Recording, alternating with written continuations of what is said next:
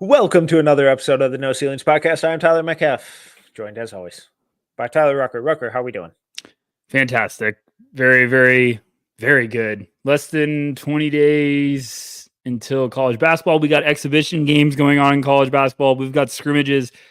We've got film leaking on the line. And then NBA next week. Unbelievable. So I'm doing great. I'm just living it up. We're going to be friends tonight because our teams play in the NFL this weekend. Couldn't be a bigger game. It's not just any other game. This couldn't be a bigger game. So love you until Sunday. I'm looking to get tickets. So if a deal out there presents itself, or if anyone's desperate to get off some Vikings tickets in the Twin Cities area, don't sell him. He's a Lions fan. Just keep him. No, go Vikings. Yeah, God, I can't wait to kick the shit out of you. Hey, it'll be a good game. It's going to be a very good game, I hope. But no, I'm pumped for this one. I'm really pumped for the NBA season. We got a lot of very good basketball coming around the corner, Metcalf. Yeah, I mean, you talk about scrimmages. A little before we recorded, Ace Bailey, Dylan Harper made their kind of debut against St. John's. Impressive numbers. Haven't watched it yet, but encouraging stuff. Ben Seraph, Noah Senge, very good games against the Portland Trailblazers, which apparently was just unwatchable. Shout out to that broadcast. What is that though? It was the worst feed I've ever. So for anyone that hasn't or didn't try to do it, I'm so jealous of you. I was so pumped. I was like, oh man, I'm gonna watch this. It was the Jumbotron feed. So anytime, always ideal. Imagine the normal camera, but zoomed in like 20 times. And then every time someone gets in the key, it zooms into like the baseline one. So I had to take like 3 Advil by the first quarter, like the first time out. I was like, what are we doing here? And then there's no commentary, which was pretty sweet. But then you're hearing like all of the background, like beats when they're on defense. It was brutal. So yeah. That was a tough one. I was texting Blazers people being like, do you have like a login for something that like is the TV feed? So yeah, it was tough. Are the Blazers playing 4-dimensional chess and, kind of keeping that film to themselves? Yeah, maybe. Chess, not checkers. I mean, hey, you never know. I know they're giving out antennas and stuff. Weird stuff going on in board. But hey, I love the grind. So maybe that was a chess move. Just technical difficulties, happens to the best of us. Unfortunately, no draft stuff tonight. That was the extent of the draft stuff that we're covering tonight. We'll have plenty coming next week, but today, whenever you're listening to it, this episode, we're going to kind of continue the theme of just previewing some of this NBA season, and we're just going to go through every single NBA team and ask one major question that we have kind of facing each team, and then dive into some numbers, some thoughts, some theories, likes, dislikes, all that good stuff. We probably are going to be splitting this up into 2 episodes. So we're going to start with the Eastern Conference. That'll be part 1. Western Conference will be part 2. So make sure to keep an eye out for that. All of you lovely folks watching live on YouTube, we're just going to roll right on through. But if you're listening to just the audio, check out both episodes. So without further ado, let's just dive right in, starting with the reigning champs in the Atlantic Division, the Boston Celtics. Rucker, what does their regular season rim protection look like? I love that we're going to do this. This is going to be so fun because we're also going to like end up bringing up like 8 more questions per team. Correct. Yeah, so big one with the Celts. The health obviously is the biggest question kind of moving forward. Can they kind of keep that momentum early on without Porzingis? I love Al Horford. I feel like he's found the fountain of youth the last couple of years in Boston, but sooner or later it's like, hey, Father Time's undefeated. I'm really interested to see what they do with that big, hole in the middle. They've gotten really good play from Cornette in limited minutes. They've gotten good play from Tillman. I think they're great at kind of adjusting to who they're facing up against. And then Neemias Queta has been great in limited minutes. So it's going to be really important early on for some of those guys to step up. What are you thinking? It's an important one, and I also think you're trying to keep Porzingis just, hey, let's kick that can down the road as long as we can, even though they say he's looked great. I would not be rushing that one back at all. Yes, to start off, this feels a little niche, a little bit of a deep cut. And I kind of struggled with the Celtics on what question to ask because I really, in the grand scheme of things, come playoff time, unless they have a devastating injury, I don't really have any major concerns about them. I think they should be the title favorites. Mhm. They're the reigning champions for a reason, and they're bringing back basically the exact same team, but to weather the storm. I would imagine they still want that number one seed going into the playoffs, and to have that home court advantage throughout again. And one of the kind of cracks in the foundation, I think, in the regular season could be that rim protection, just simply because of Porzingis being injured. Is like end of June he had surgery, and they said 5 to 6 months, so that puts him around December ish. Um, and that still just kind of feels early because, by all accounts, they should. I would be shocked if they're in trouble. So why bother rushing him back? But when you kind of look at their preseason and what's left on their roster in terms of interior defense, in the preseason, only two players are averaging at least a block per game, and that's Derek White at 1.3. And apologies on the pronunciation here, Dimitrios Kapintsev at 1.0, and they just waived him. So that leaves a lot of minutes for 38-year-old Al Horford, Neemias Queta, Xavier Tillman, Luke Cornett, who are serviceable players in their own right. But are they going to bring enough on a nightly basis to, help the Celtics maintain that they were the number two defense in the league last year? Yeah, and Horford has been so important for them over the years, like with Robert Williams in and out of injuries, and then now you got Porzingis. He's been just really, really important for them. But I would be stressing caution about, hey, let's just lean on Al to start the year. Because you want them playoff time healthy, ready to go too. Yes. I think that first, they're going to be defending. There's going to be a little bit of a rough patch where they got to get some fresh legs because, they got three guys that were playing all summer that you need to buy them some time. You need to, I want to see what young guys can step up. I think Jordan Walsh has looked much better in preseason. I'm Yes. be interested to see if they give him a little bit of a run early on, maybe like a road trip where they're like, hey, we're resting one of these guys. Let's see what Jordan can do. His shot looks much better. Mm-hmm. I know they got the clock's ticking, but I want to see if Lonnie Walker still gets that last spot. And then, they drafted Shireman. He hasn't really found that groove yet, but I still think this is a guy that could find that in the middle of the season. Boston's going to keep playing a little undersized. They're going to keep leaning on those wings, those forwards. But I think the big man issue is something to watch. Like you need to almost get lucky and get like a buyout big. But I think they just keep playing Cornette and guys like that and kind of match it with who they're playing on a nightly basis. So yeah, I'm right there with you. It's a tough one with the Celtics. Like, hey, everyone's coming back. What are we going to pick them apart about? And it's like, well, okay. I still like their team a lot. Yeah, no, yeah. I don't think Celtics fans should have any concerns.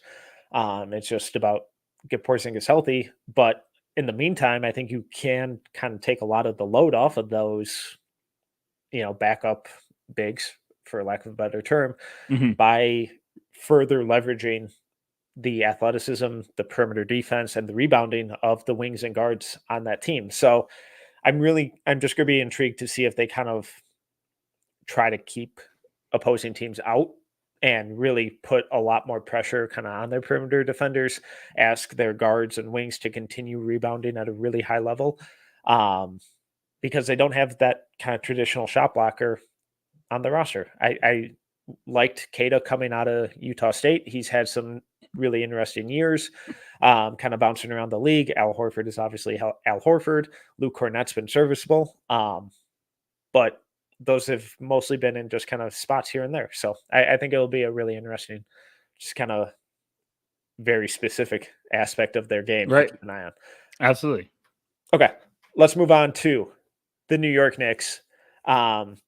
We talked the other week about the Cat trade. I don't think their starting lineup is really all that interesting. I mean, Brunson, Cat, Bridges, OG, Hart, that's a very good, very, very, very good starting five. Where It's I get amazing. interested. I don't mean to interrupt No, you. you're It's good. amazing. I always forget about Hart. And Hart's like one of my favorite glue guys in the league, but every time I'm thinking about the Knicks, I forget, oh, Josh Hart's there. Yeah. That's like probably my favorite wrinkle of that entire lineup. It's like, oh, Josh Hart. Like he got a lot better all of a sudden. So sorry, go ahead. No, but that kind of takes me to what I think is just a really fascinating aspect of this team, and that's the bench and who is going to really take that big leap. I think we saw a glimpse of it last year, but how big of a leap is Miles McBride about to take? McBride's gonna be big for them. Feel like it's the Tibbs, Tasmanian devil, let him loose. I need to confirm. I feel like they signed like 15 veterans that were just trying to get on the Knicks roster. So I'm looking at names. What are we thinking their bench is? So it's McBride. So Precious is still there. I think those will be the first two off the bench until Robinson's healthy. And then they got And then I Campaign. think that'll be their 8-man rotation, and then they have Campaign, Shamit, Kolek, Hukporty, Jericho Sims, TJ Warren. I don't mean this like I follow the NBA all the time. You could have told me Campaign was on 8 different teams right now, and I would believe you. He might be. He might be. What that would be an incredible thing if you just be like, I play on multiple teams. It's big for the bench is going to be humongous story, I think, for the Knicks. Yes, the starting 5 is a potential juggernaut, but it's what's the rotation with that. Now you can take a couple of guys out and try to be like, okay, this is bench lineup is keeping with 2 starters in and mix and matching there. I don't know. Maybe Hart comes out, you move OG to the 3, and Precious goes to the 4. Or, you know what I'm saying? But I do think McBride, it's a very big year for him because he might have to play a little bit of versatility. You might have to play both positions in the backcourt, do a little bit of everything, and really get after it defensively. And we know McBride will do that. He's a dog. But what are you thinking? Yes, and they obviously lost a ton of backcourt minutes Mhm. with DiVincenzo being traded, and they lost a lot of kind of on-ball creation with Randall leaving and DiVincenzo as well. I think it's really McBride's opportunity to lose as the solidified first guy off the bench. I think he's going to be in for a massive, massive role because he can play point. He can play that 2 guard. He can do the dirty work like Josh Hart and DiVincenzo did. He can also run the backup unit as the backup point guard to Brunson. And we saw a lot of that as the year progressed last year, where when we look at his numbers from and how they improved last year, his minutes jumped from 11.9 to 19.5. His points jumped from 3.5 to 8.3. His field goal percentage jumped from 35.8 to 45.2. 3-point percentage jumped from 29.9 to 41. 3-point attempts jumped from 2.1 to 3.9. So 3-point percentage went up by 11 points while doubling the volume. And his assists went from 1.1 to 1.7. In the preseason, he's averaging 28 minutes, 17.3 points, 3.7 assists, 9 3-point attempts, and shooting 37% from 3. I think he's going to be the first guy off the bench. Him and Precious, probably, give or take, depending on the matchup or the night. But when we look at the backcourt depth, I'm not really trusting Campaign outside of the occasional night where he randomly gets hot. Landry Shamet has kind of shown us who he is. Yeah. I like Tyler Kolek a lot, but when was the last time that Tibbs played a rookie? Major Right. minutes. So I think McBride has put in his time, and I think he's going to be the 6th man on this team and getting major minutes. He's got to. I mean, it's a perfect opportunity for him. He's the perfect. Like I've loved Deuce as a prospect. I thought it was a matter of time before he earned his role and spot. Do you remember with what this range you team. had him? I think I had him late first, early second. one of those guys where I was like, I'm a wimp. I should move him up a little bit more. And it was more just because I love the way he played. I love his passion. I probably had him late 20s, maybe like 32, 33-ish. I hope I'm wrong. It's one of those guys where I might have been like, screw this, I'm in.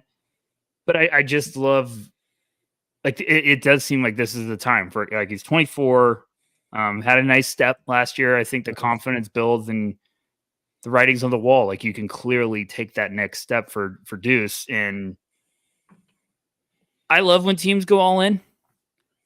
It gets really scary when you start realizing, oh, your starting five's great. And I'm like, well, then what else? Where are you going? Like, you always have, like, you have to have depth. The Knicks have a ton of firepower if they stay healthy, but you just got to figure out, and this happens with every team that goes like that. You got to figure out now who's the guys after that.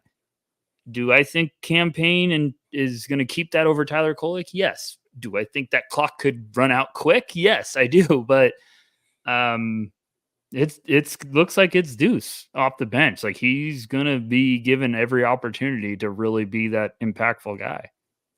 All right. Anything else on the Knicks? Yeah, I'm gonna be such a hater right now. I'd love the Knicks fans to come after me though. I never got the Mitch Robinson extension because he was just always hurt. He's great when he's healthy. He's good when he's healthy. He just was always hurt. And now where are we at? Like, obviously we're waiting for him to come back, but then you're really rolling the dice on, like, can we keep him healthy the rest of the year? Yeah, because they said he's returning, like, or did I read that wrong? I'm sorry. I didn't see all over the place. Whatever. Oh, look. Yeah, maybe it wasn't a timeline, but what's the big man depth after Cat? That's what I want to know. I know they got a lot of guys, but it's like, who's the guy? I think Porty looks pretty good. I like Porty a lot. I wanted to say that. I wanted to say I found last year. Metcalf's burners here, but big body that can play defense, like, it makes some sense. So I just want to see who steps up on that bench for the whole Knicks, because they have a lot of talent. I just want to see who rises to the surface. That's all I got. Yeah, and I think if they're able to kind of just survive the regular season, their 6-7 man rotation for the playoffs, it's going to be one of the best if they're healthy. And it's just, the depth isn't for the playoffs, it's to get you to the playoffs and keep your stars healthy for them. So I think it'll be really fascinating. And both in the regular season and the playoffs, I think Miles McBride is in for a massive year.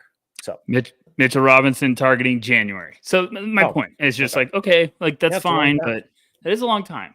But I agree. All right. Okay. What do we got? Let's move on to the Philadelphia 76ers. And as I kind of just ran through and refreshed myself on this roster, it's like, God, Daryl Morey did a lot better job of kind of constructing this team than I remembered. What do you love about it? Tell me. Well, so there are a lot more kind of just like role player veterans who I think fill a very specific role and can eat up a bunch of minutes than I initially thought or remembered.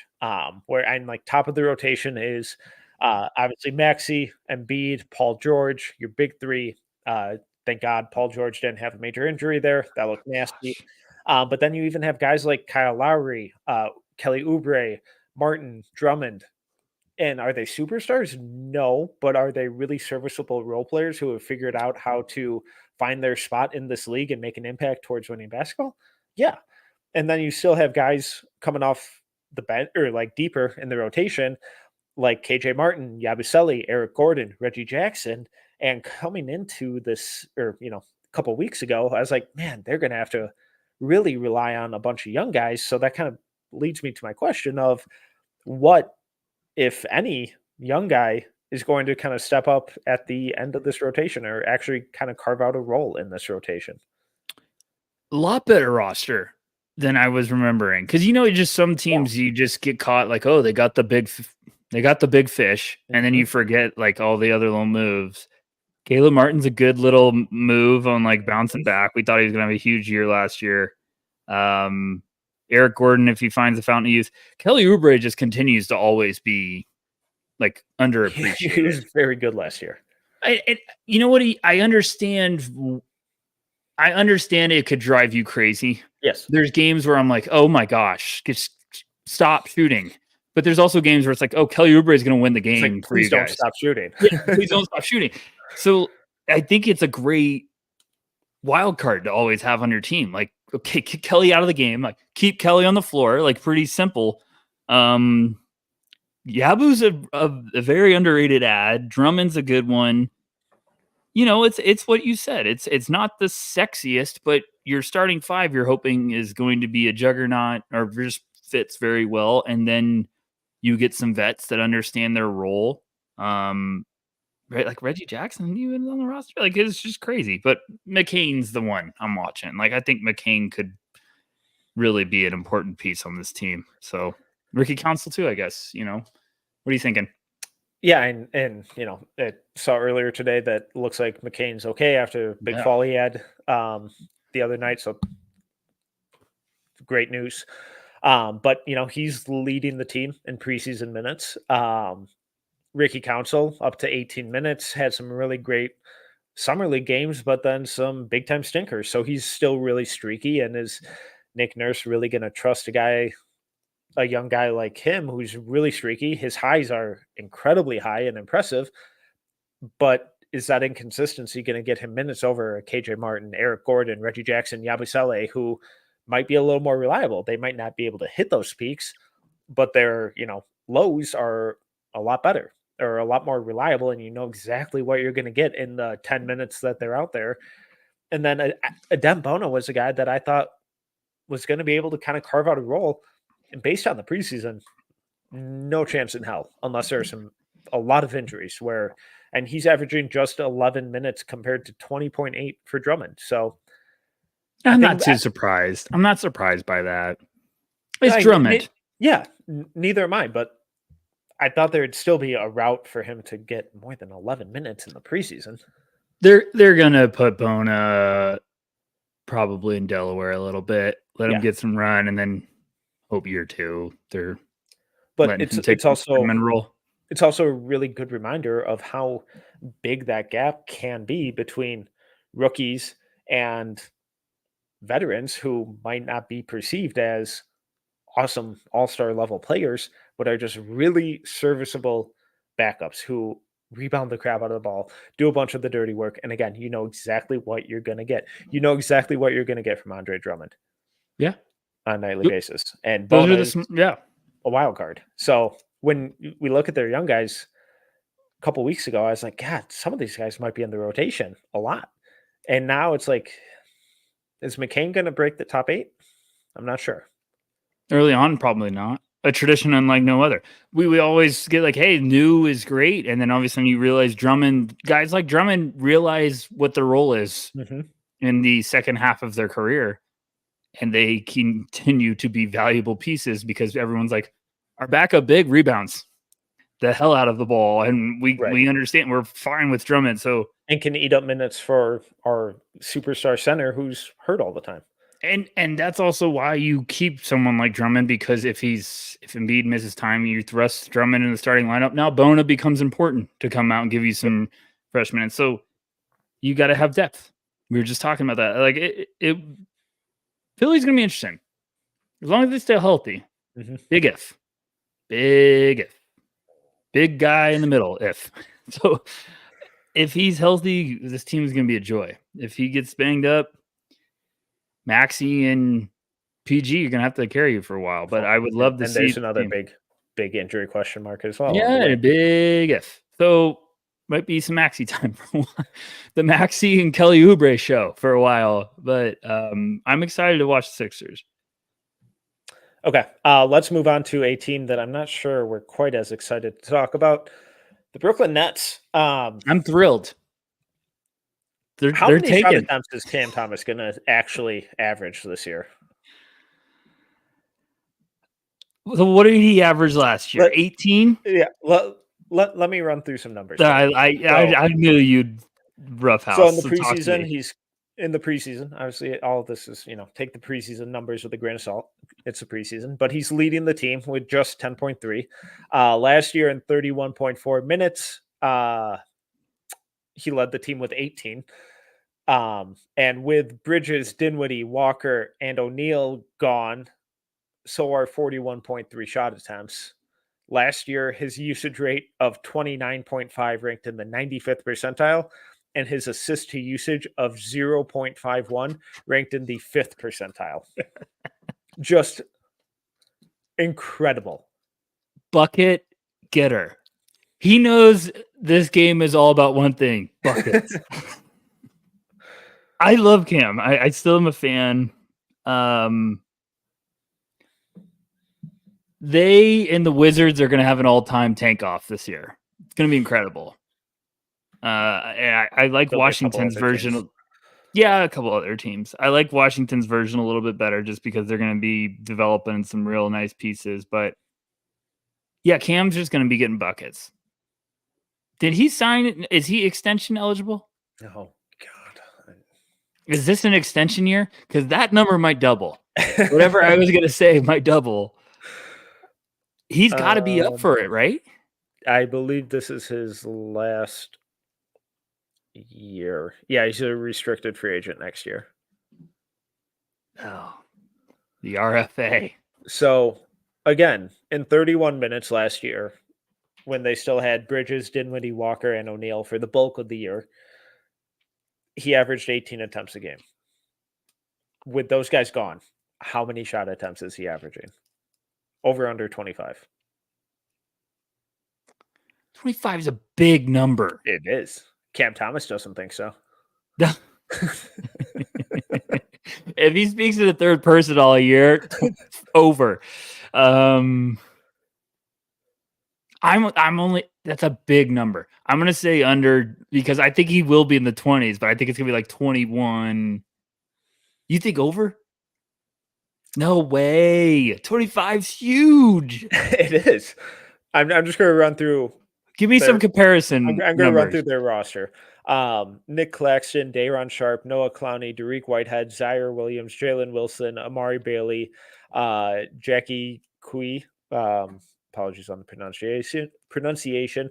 Killian Hayes, Keon Johnson, Jalen Martin, Tyrese Martin, Dorian Finney-Smith, Trendon Watford, Dennis Schroeder, Ben Simmons, Bojan Bogdanovic, Cam Johnson, Shake Milton. I want to point this out. Tyrese Maxey attempted 20.3 last year. Yeah. On that roster with that big man. I'm going to say under because I think he'll get like 23. Okay. Wow, that's amazing. All right. Yeah, I mean, I'm going to watch them. I'm going to force myself to do it because I just want to see what's the vision for this team. I think you're clearly trying to play a bunch of young guys and say like, hey, who's around for this? You're trying to figure out a direction. I want to see what Jalen Wilson, he should get some way more minutes this year. I like his potential. Clearly, let's just be obvious. They're trying to get the number one pick so they can start the direction of their team. But you also have to be like, hey, if we don't get that, we have to be ready to pivot and find a new direction and alter, I think smart execs and GMs adjust on the fly. Okay, like so you start building your roster after what you land and what starts shining and coming together. So go ahead, Metcalf. You were about to cook about something. Sorry, so 25 may have been a bit aggressive. It's a very aggressive number. It would be the most shot attempts averaged throughout a season. The highest. AI wasn't even that like high, right? Just quick going back through the years. The next highest would be James Harden at 24.5 in the 2018-19 season. Over. So if there's anyone to do it, it's Cam Thomas. I don't have anything else with this team. They're going to be bad. But hey, hopefully they're at least fun. Let's move on to another team who I think could be quite bad. The Toronto Raptors. And just what is the plan with this team? What are they doing? I'm very excited about Grady Dick lately. About it starts to look like, hey, there's a sophomore candidate that might be breaking out. I don't know what they're doing after that. I love Scotty Barnes. Everybody knows this about me. What are your thoughts? Hit me with it. I just don't get the vision. Yeah, they're caught in the middle. I don't know what they're doing. And starting five of Quickly, Barnes, Barrett, Podol, and Grady.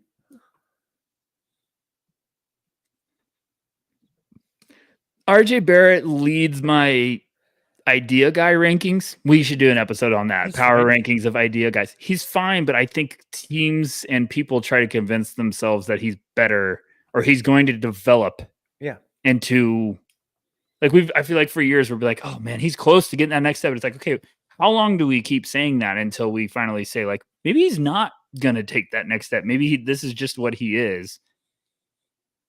I liked the Davion move. I don't know if I love it. It could be a very smart one. Quickly and RJ, I'm just like, okay, fine. They're good. They're pros. They're NBA players. But at that price point, I'm not sure they're guys that you.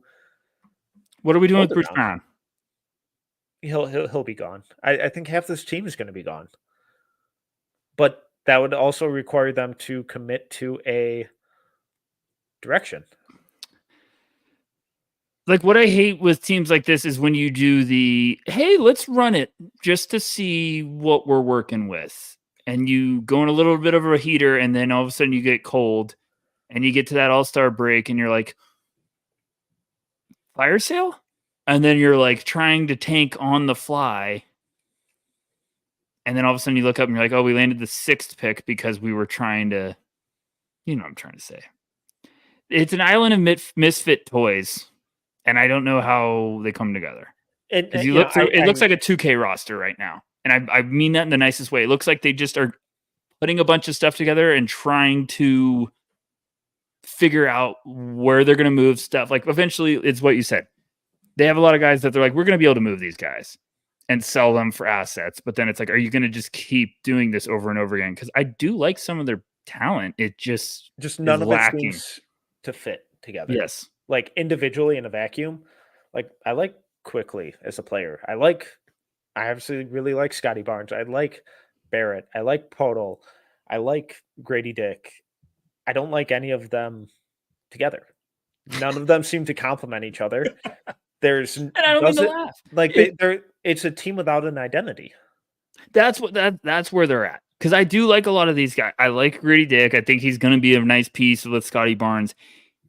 It just doesn't seem like there's a clear, like, okay, these guys all fit together. It seems like it's trying to force these pieces of the puzzle. And it's like, I don't know if these are the right ones. And maybe that's what you're trying to do, is you're trying to find out, like, hey, who's going to cement themselves as the right pieces. Then we will move everybody else. Bruce Brown, they can get rid of. They also could be like, hey, we love Bruce Brown. We're keeping him around. I think you got to ship him off for. I think you do too. But you also could just have him around the young guys. And I think that's important stuff. But it's just a roster where I like a lot of the talent, but I'm like, okay, who is here moving forward? And that's what the rebuilding team, you're trying to figure out who's going to be there moving forward. It's a team that clearly Cooper Flagg would fix a lot of things. But I'm right there with you. I don't. You think Adam Silver is going to let Cooper Flagg go? Come on. Okay, Harper, maybe. We'll move on right after a quick break.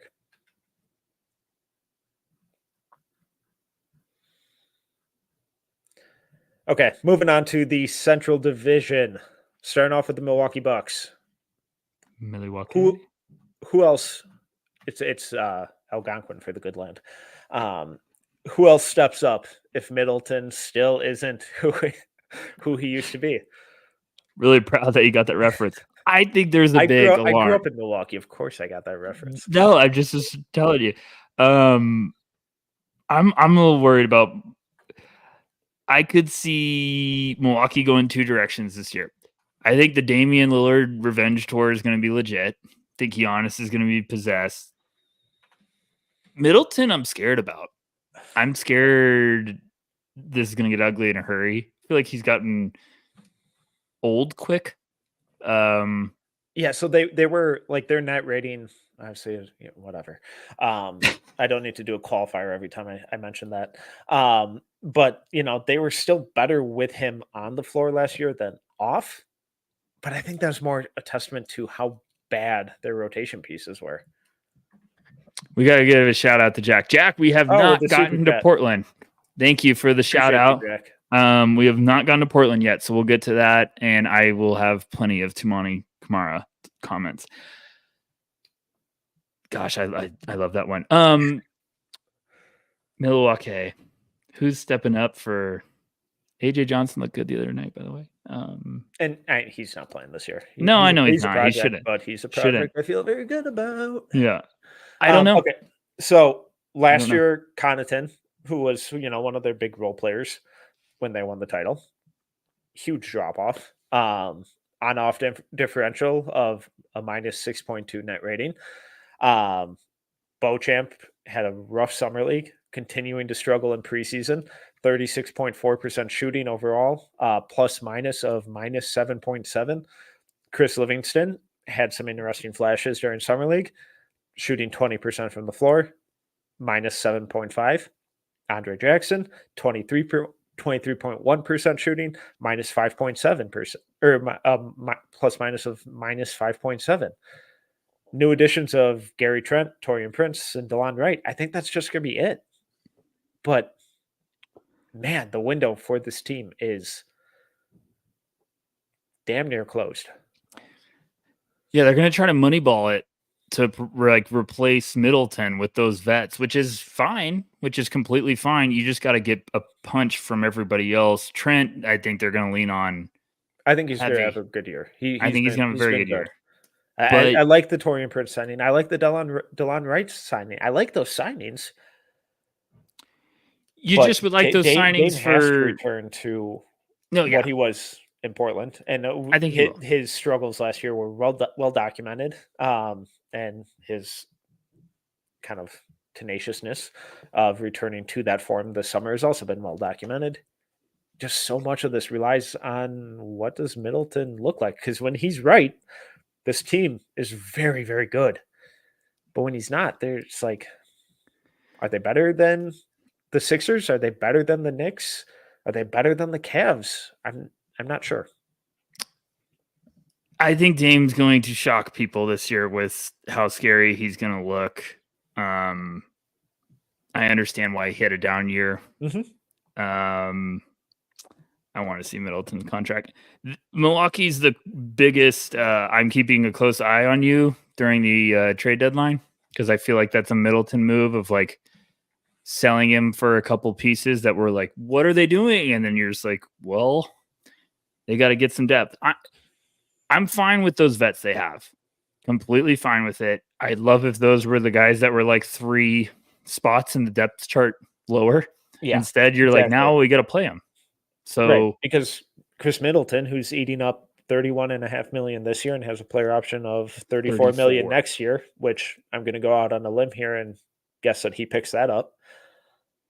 He's just not performing to what that salary spot and his history of success requires. And I hope he gets healthy, but coming off of double or triple ankle surgery at his age, not ideal stuff.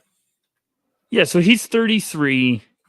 He played 55 games last year, 33 games the year before. Last year, he averaged 15 a game. Middleton scares the crap out of me as a Celtics fan. Every time he plays the Celtics in the playoffs, I'm just like, Middleton becomes a horrifying individual. That's something like, shout out Jack, just said Middleton in the first for Jeremy Grant. Something like that is going to be like very intriguing, where it's like, well, that makes a lot of sense. I don't know. It's going to be very interesting to watch Milwaukee this year, because I feel like if you're hovering around, then they're waiting for Middleton to get back. Could be something where you're kind of like, hey, we're maybe going to move on and get something that can help us with this push right now. All right. Anything else on the Bucks? No, I'm scaredy honest. That's it. He's kind of good. He's good. Hot take. All right, moving on to the Cleveland Cavaliers. Kind of the biggest question with this team is, can they figure out how to play Mobley and Allen together? So obviously both in their own right, fantastic players. They had a plus 5.6 net rating with Allen on the court and Mobley off. That was a 112.7 defensive rating and a 118.3 offensive rating. With Mobley on and Allen off, their net rating was plus 1.5. Defensive rating was almost identical at 112.4. Offensive rating dropped to 113.9. With both on the floor, that net rating was just 0.3 with a defensive rating of 112.5. So common theme here is Evan Mobley's offense was just brutal for them last year, and he hasn't taken that jump like we've hoped he is. So do you see any route for them kind of figuring out how to play together without Mobley taking that huge offensive leap like we hope he can and will? I mean, where are you at with Mobley? I'm still a very big fan. Yeah, same. I think this roster fit is a little. I think it's a little clunky, just fit for him. And that's not excusing anything, because if you're going to be great, you got to figure out how to play with anyone. I think he's really smart. The defense is incredible. It's really high level stuff. I thought there would be more to the offensive game. To this point, not necessarily of being like a scoring dynamo, but a little more kind of like how we've seen Bam's offense grow and develop and evolve with his ball skills and his passing and his kind of DHO and pick and roll versatility with keepers and, just being super versatile in those 2-man games. Because I really liked his passing coming out of USC, and I thought that IQ was through the roof. But given the ball handlers and the offensive initiators on that team and just the rest of the pieces, he hasn't really been able to show a ton of that.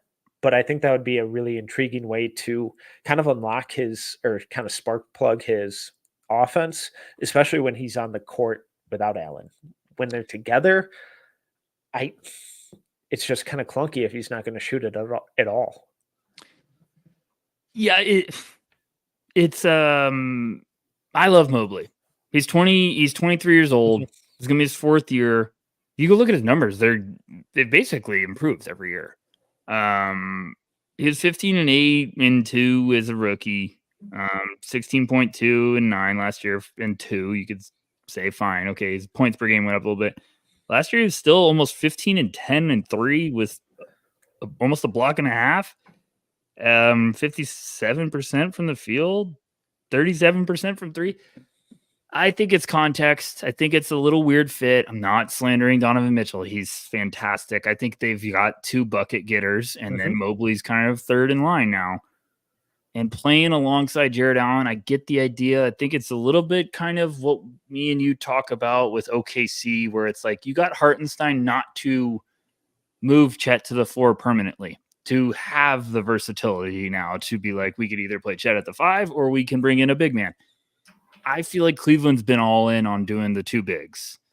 And I'd love Mobley to have more small ball 5. Now, Cavs fans can come at me and throw all these numbers at me. Fine. You got me. You won. I would just like to see, and they got a new coach this year. Yep. So I'm interested for Mobley this year. I think this is a big huge year for him. Yeah. In one way or the other. I think he's going to be around 17 and a half a game, and maybe 17 and a half and 9.8. We're probably talking about, here we go. Like if he takes that jump, I would like that roster to change a little bit. I love Jared Allen. I feel like it's like a writing on the wall of like, hey, maybe we could get a little bit cheaper version of this and give Mobley some more run. So talk to me. You got that look in your eye. I see it. I was just, if we're going to talk about moving pieces around, one of the teams that I kind of kept looking at was the Pelicans. And we're we can talk about them later. We can table this until then too, if you'd like. But I mean, like, initially I thought of like, and this doesn't work after the DeJounte move, but a Darius Garland for Brandon Ingram trade straight up works. But then the Pelicans need a center. Does Brandon Ingram for Jared Allen, and whatever you want to make you more Trey comfortable Murphy? with that. Well, if I'm New Orleans, I'm hanging up immediately. But I would literally hang up just so fast. No, but I understand what you're saying, and now I'm fascinated. But I think you have to get to a point where in your Cleveland, like, yes, Jared Allen's been a nice piece for you, but can you get that at a cheaper dollar? And then let Mobley, and if it comes down to, hey, is Mobley taking that step? And you start feeding him more minutes. Is Jared Allen's contract not even that bad and I'm just a jerk? Yeah, he's 20 mil still for the next 2 years. Goodness. Okay, so it's kind of a bargain, but then it jumps to 28. So maybe we're 2 years ahead of this talk. We're 2 years from being 2 years ahead. I don't know. It just seems funky. I have big expectations for Mobley this year. Sorry, Cavs fans, that's not what you want to hear, but I just think he needs to be unleashed a little bit. Like, let him get a little bit more run, let him play more. I think his minutes went down last year, and he still was like better numbers. So, new coaching. What are you thinking? Come on.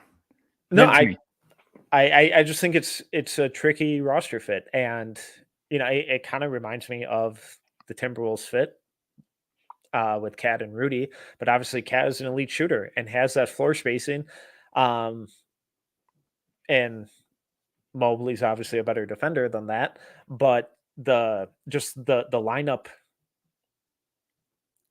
the difficulties with the lineup construction with two guys like that who should both be starters in the league, it just gets really tricky really fast if there's a glaring hole. And with the Timberwolves, it was Cat's defense, and it took a long time for them to figure out how to play together. With the Cavs, it's been Mobley's lack of shooting, and Jared Allen's never going to be a shooter, and it's going to come down to Mobley developing that or not. And if he doesn't, all of the numbers for the last 3 years tell us that it's just a pairing that isn't going to work. It's not. Defensively, they'll be fantastic, but you still have to score. It's a logjam. I feel like Mobley, and it makes life a lot harder on small guards like Donovan Mitchell and Darius Garland. I completely agree. You're creating a logjam of space. That's why I want, like, get Mobley at the 5, space it out a little bit. He doesn't have to shoot it. He just hits the little corner jumper, little 18-footer, and you're opening up driving lanes for Garland and Mitchell. So, like, but I understand why you want Jared Allen to also be there, because now you have 2 shot blocking defensive bigs. I just, and I like Kenny Atkinson a lot. I'm very pumped. I think that was a great hire by the Cavs. Like, get someone fresh in there. He always has those teams playing so damn hard. Like, I'm pumped to see what they do. I just have always felt it's a little weird. Like, it just seems like it's like, hey, this isn't going to work. Or we've found out the answer to this. Let's try to find something new, and maybe they change up the rotations. I don't know, but I would like to see Mobley a little bit more at the 5.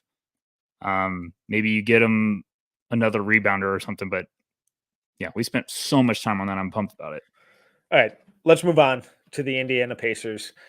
And my big question with them was last year real? Yeah. They're fun. They are fun. They're fun and good. They're fun and good. And they were missing some pieces, and I think they're going to be much better this year. You're doubting. No, I'm not doubting. I'm just asking questions. Goodwill hunting mode, and you're going to tell me now all these numbers point to a regression. Just do it. Get the whiteboard or chalkboard. I'm just asking questions and providing info. So last year, they were very good. They were very fun.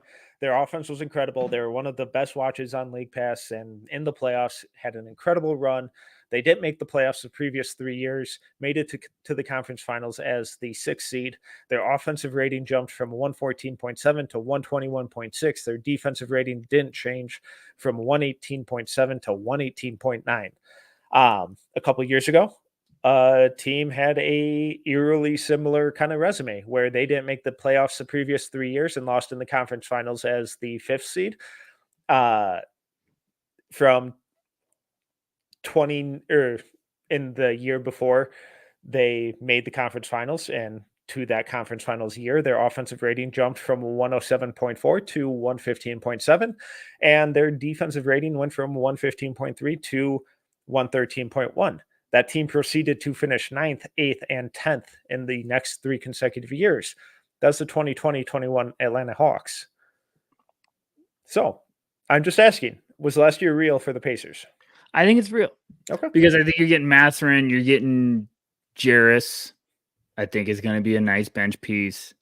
You're getting a lot of those young guys that had great years now are the next step. Ben Shepherd. The gang's back together. They got some depths. I think it's real. You're a doubter. No, I'm just asking questions. Right. Well, let's keep that simple then. Let's keep it simple, okay? We don't need to talk about the Cleveland Cavaliers for another 20 minutes. Let's just keep it simple. Yes, it's real. I think at worst, they're at least fun. Real, man. At minimum, they're going to be fun. All right, let's move on to the Chicago Bulls. And if you thought me leading off the show asking about the Celtics rim protection was very specific, just wait until you get this one. How real is Julian Phillips's preseason? So currently averaging 21.7 minutes, 53.6% from the floor, 13.3 points, 5.7 3-point attempts, 47.1% from 3, and 4.7 rebounds. Second year wing out of Tennessee. It's really real, man. It's real. Shout out all Most Famous fans. It's real. Real. We also should have said, is Josh Giddey and Lonzo Ball going to be the most electric fast break duo of all time? See them throwing some transition hit aheads yesterday, or just I would just like Lonzo to make it through the year. That's my hope with Lonzo. Positivity. Great to see positivity. Him on the court. It was thrilled. I think they're gonna. I have no idea what the Bulls bench is going to be. I feel like they have 8 guards, and they've got to play Julian Phillips and Bizelis, and they re-signed Patrick Williams, right? Yeah. Which I was like, hey, what are we doing? But okay. Well, I love those ones where I'm like, who's outbidding you?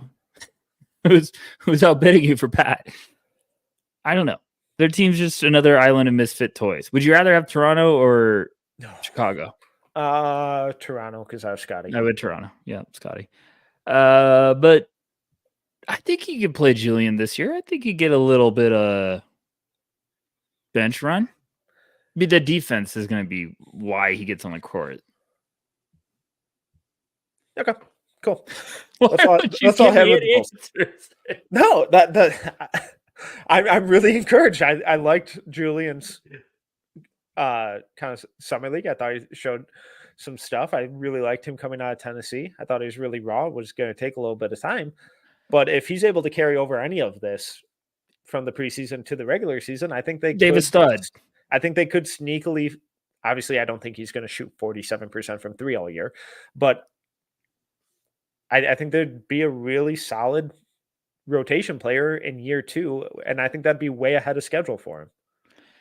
If he all of a sudden becomes legit this year and is like, oh, Julian Phillips is for the Bulls' future, and like they have him and Bizelis, like they'll have some stuff cooking. Mm-hmm. Now, I don't know if it's my type of ingredients that I would like to have in my kitchen, but they'll have something cooking. Like, that's all I got. Go Bulls. All right. Let's move on to the Detroit Pistons, and this one's pretty self-explanatory for me. Is Cade going to make the jump? I'm so tired of the Cade doubters. So tired of it. Yeah, he is. Okay. Why? He's gonna. Why do you not feel that way? I'm tired of always answering the question. No. Every time Cade comes up in our group chat, okay. I'm the first one to jump on and be like, this dude was the most impressive player, one of the most impressive players on the court when I saw him live a couple times. He dictated everything against the Timberwolves. He's so good, and he's been surrounded by complete incompetence his entire professional career. So no, I'm not doubting Cade. I'm not a Cade hater. I think he's going to be very good this year. We have a project coming out for No Ceilings, NBA.com.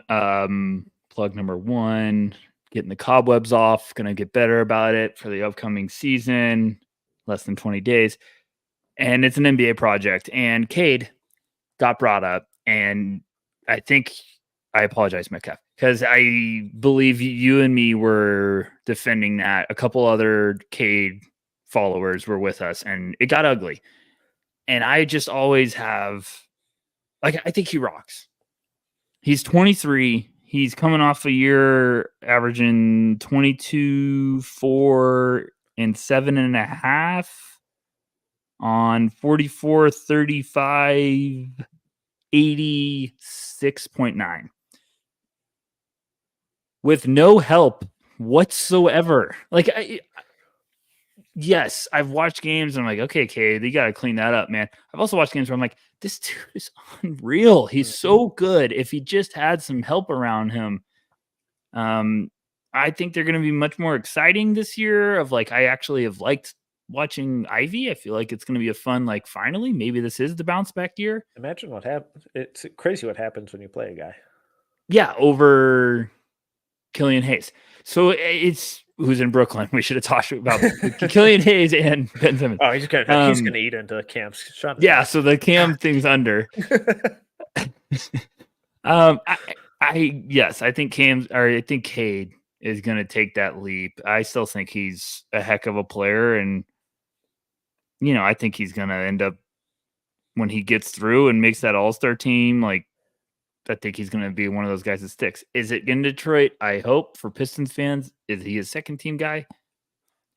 If I was a GM, I would be calling nonstop of hey, what can I get Hague for? Because the talent's clearly there. And you don't have a 6'6" shifty guard like that can do a lot of stuff on the court. He's getting better every year. Now, yes, his second year he didn't play a ton, but I'm still saying he's on the rise. What about you? Yes, when we talk about or think about building an NBA team, and it's one of the big or most difficult things is finding that offensive engine who just makes everything go. And they come in different forms and shapes and sizes, but I really think Cade is that guy where the way that his two-man game with Duran really grew last year while playing with zero spacing was incredibly impressive. And he still found guys open on the perimeter. Last year, his assist percentage of 35.9 ranked in the 100th percentile. His assist to usage ratio of 1.08 ranked in the 94th percentile. And that was all with Detroit never ranking better than 27th in effective field goal percentage and 19th in three-point percentage since they drafted him. Now, obviously, his own shooting woes and struggles and inconsistencies have played into those numbers. But even last year, his three-point percentage jumped to 37%. A lot of that was him being over 40% on open three-pointers, but those are high-efficiency looks, and he's making them. And his mid-range was up to 44% last year, which ranked in the 68th percentile. Still really struggled at the rim, 19th percentile at just 56%, but 53.7% of his shots were considered tightly guarded, and that's where the defenders within 4 feet of him. There was nothing in terms of spacing on this team. It's been well documented, but when you look at who they added, in Tobias Harris, a career 37% three-point shooter, Malik Beasley, a 38.5 career three-point shooter, Tim Hardaway Jr., a 36% career three-point shooter, and a full season of Fontecchio, who's a 37.5% career three-point shooter and shot 42.6% with the Pistons from three last year. I think that mid-range is going to open up for Cade. I think the at-rim stuff is going to open up for him. And I think the two-man game with him and Duran is going to get a lot more versatile, a lot more efficient, and a lot more deadly. So if he doesn't take the jump this year, especially on the offensive end, then it's like red flags. Then I'm really concerned about him reaching the heights that I thought he could. But I think he's finally in a setting and in a context where there's at least some sort of competency and sense with the roster construction. Tobias is a big ad for him. And I do like a lot of those other pieces that you brought up. I think they're trending in the right direction. It's just not going to be the biggest names, but I think Tobias is going to be big for him. Like I know small sample size, but like last year, Cade was going on a little bit of a heater in like December. He had a 6-game stretch of averaging 32, 5, and 8 on like 50, 50, 85. He was just cooking. Then he had like one bad game, but had like 10 assists. Then he followed that up with 31 and 30 in back-to-back games. So I think last year we were starting to see it really come to the surface of like Cade being that takeover. Now, can we get that next level? And he was the Team USA select guy this offseason, and we all know how I feel about those guys. So yeah, I'm all in on Cade having another year forward, and I think those guys are going to help him take that step. And then I think it's going to be clear of like, okay, Cade's what we thought he's going to be. Now you better damn build around him and keep building and keep getting him guys. Okay, let's move on to the Orlando Magic after our last ad break.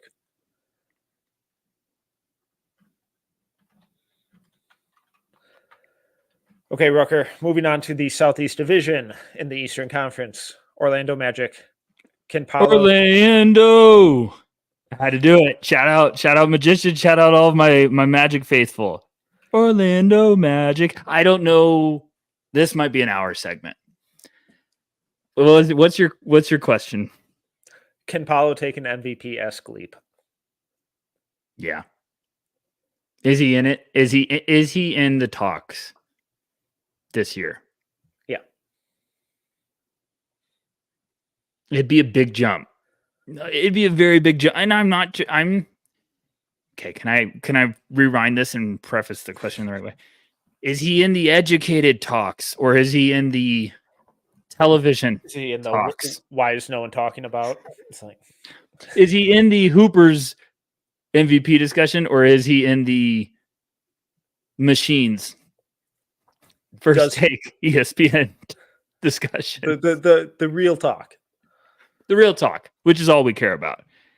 Are hoop fans looking at each other that have great discussion and saying Paulo should be in MVP talks? And when I say MVP talks, I'm not talking about one or two. I'm saying top 10. Like, does he get like votes? Like you're talking with your buddies on the ballot. Yes, like yes. Does he at least show his names? His name shows up. Right. I have thought that Franz has been like, it's been Franz, his team, the last, obviously. Now I think this is the year it becomes clear that it's like, hey, Paulo's alpha. Franz is too. Now I love Franz, so I feel like they both might kind of go head to head and figure that out. And I've loved him in the Olympics, but I do think this is the year Paulo kind of lays the hammer. He had 20 a game as a rookie, and he was 22.6 last year. First All-Star game, which I also love too. I think that starts to get with your head of like, it's my time. 45, 33. That's the big one. He gets that 3-point percentage up. I don't think it has to be huge though. It doesn't. He doesn't need to shoot it a lot. He doesn't need to live there. 72% from the line. Get me in the 80s there. See, I think if he just even gets more efficient in the mid range and at the rim, I think it's going to be a lot better, because a lot of the issues that we talked about with Cade, with the lack of spacing and how compact the floor gets and how easy it is to throw multiple guys at him because the defense doesn't have to scramble that extra 5 feet to close out on guys. That's huge. And he's still ranked in the 96th percentile in assist percentage, the 72nd percentile in assist to usage, but just the 17th percentile in points per shot attempt, and 53.5% of his shot attempts were tightly guarded. So I think with this improved spacing, where guys like Jett Howard is averaging 5.5 threes a game in preseason, shooting over 36%. Suggs is only at like 28.5% in the preseason on 7 attempts. So volume's there, but he was just under 40% on over 5 attempts last season. KCP, career 37% 3-point shooter on 4.5 attempts, and he's been over 40% the last 2 seasons. So when they're getting Paolo the ball on the elbow or running these inverted pick and rolls, and instead of guys sagging off of Anthony Black in the corner every time, or whoever the litany of non-shooters that they had last year, they're now sagging off of De Silva and KCP and Jalen Suggs, who's an improved shooter, Gary Harris, who's an improved shooter, and all these guys who are at worst average spot up shooters, and just raising that bar of the team's offensive shooting efficiency is going to be huge, and it's going to benefit everyone, but it's going to benefit the hub of their offense so much more. I mean, you and I are both guys that we keep an eye on, like, hey, how does someone progressing throughout their career, especially as prospects? I feel like if you're a guy that stays multiple years, how are you improving? Like, not only can I see it in the box scores each year, but how can I see it on film? The Franz regression last year from 3-point shooting is so weird. Yeah. It's really weird. I mean, you talk rookie year, 35%, sophomore year, 36%. He shot 28% from 3 last year on almost the same amount of attempts, and struggled as in the the second Olympics year. too. And his points per game jumped up to 19.7 from 18.6. So, like, this is why I'm so high on Magic this year. Orlando is, if that comes back to, let's just say he gets back to like 33%, and Paulo takes that next step, they could have 2 guys averaging north of 20 a game and be horrifying. Now, do I think Franz is still better right now? Yes. Do I think Paulo could make that a conversation by the middle of the year? Yes. And I think either now or next year, like we did a previous episode, and me and you both said, like, he's going to be in the MVP talks. It's just when does it happen? If they're cooking in the East and 2 or 3 seed, like battling for that, could it happen this year? What do you think? I think it will. And I think my I don't even know if it's a hot take anymore, but I think they're going to be in serious conversation for home court in the playoffs. Not throughout, but like first round home court. Yeah. So for sure. I think they're going to be a top 4 seed. Well, I mean, who else? I could see them being the 3 seed. Celtics, Knicks, Sixers, Cavs, Bucks. I could see Orlando being the Magic, 3 seed. Heat, Hawks. Atlanta's my. So I think there's some injury concerns there. I think there's some, there's just also a youth team on the rise. Who aren't as worried about it. Yeah, and they're a young team who is competitive as hell. And I don't mean this the wrong way. I don't mean this the wrong way. They could be what the mindset of OKC last year. Yeah. I'm not saying it's going to be that result, but I'm saying it's the mindset of like, we're on the rise. We're coming now. And I don't think they're going to have the year that OKC had last year, but they're cooking. They're really putting it together quickly. It's going to be a very fun team to watch this year. Completely agree. Okay, moving on to the Miami Heat. Is Bam Adebayo a shooter now? Why don't they let him just go crazy? I think a lot of it's been a confidence in a him thing too. But it doesn't seem like, hey, it's time. Mm-hmm. Like let's shift to the Bam era. He was awesome in the Olympics. Yeah. He was awesome last year and the year before that. He's always awesome. Yeah. Every time, yes, I'm a Celtics fan. Every time they play the Heat in the playoffs, I'm like, please don't play through Bam, because I'm terrified of him. I think he's a guy that should take over games. Like, I think he's just so skilled. And I think when he is in a groove in a game, I'm like, oh my gosh, if they just keep feeding him, he's going to feast. And then they play Bolster ball, which is brilliant. But then I was like, okay, then they got away from Bam when he was heating up. So I don't know. I think the shooting's real. I've always thought that they should be like doing way more with it.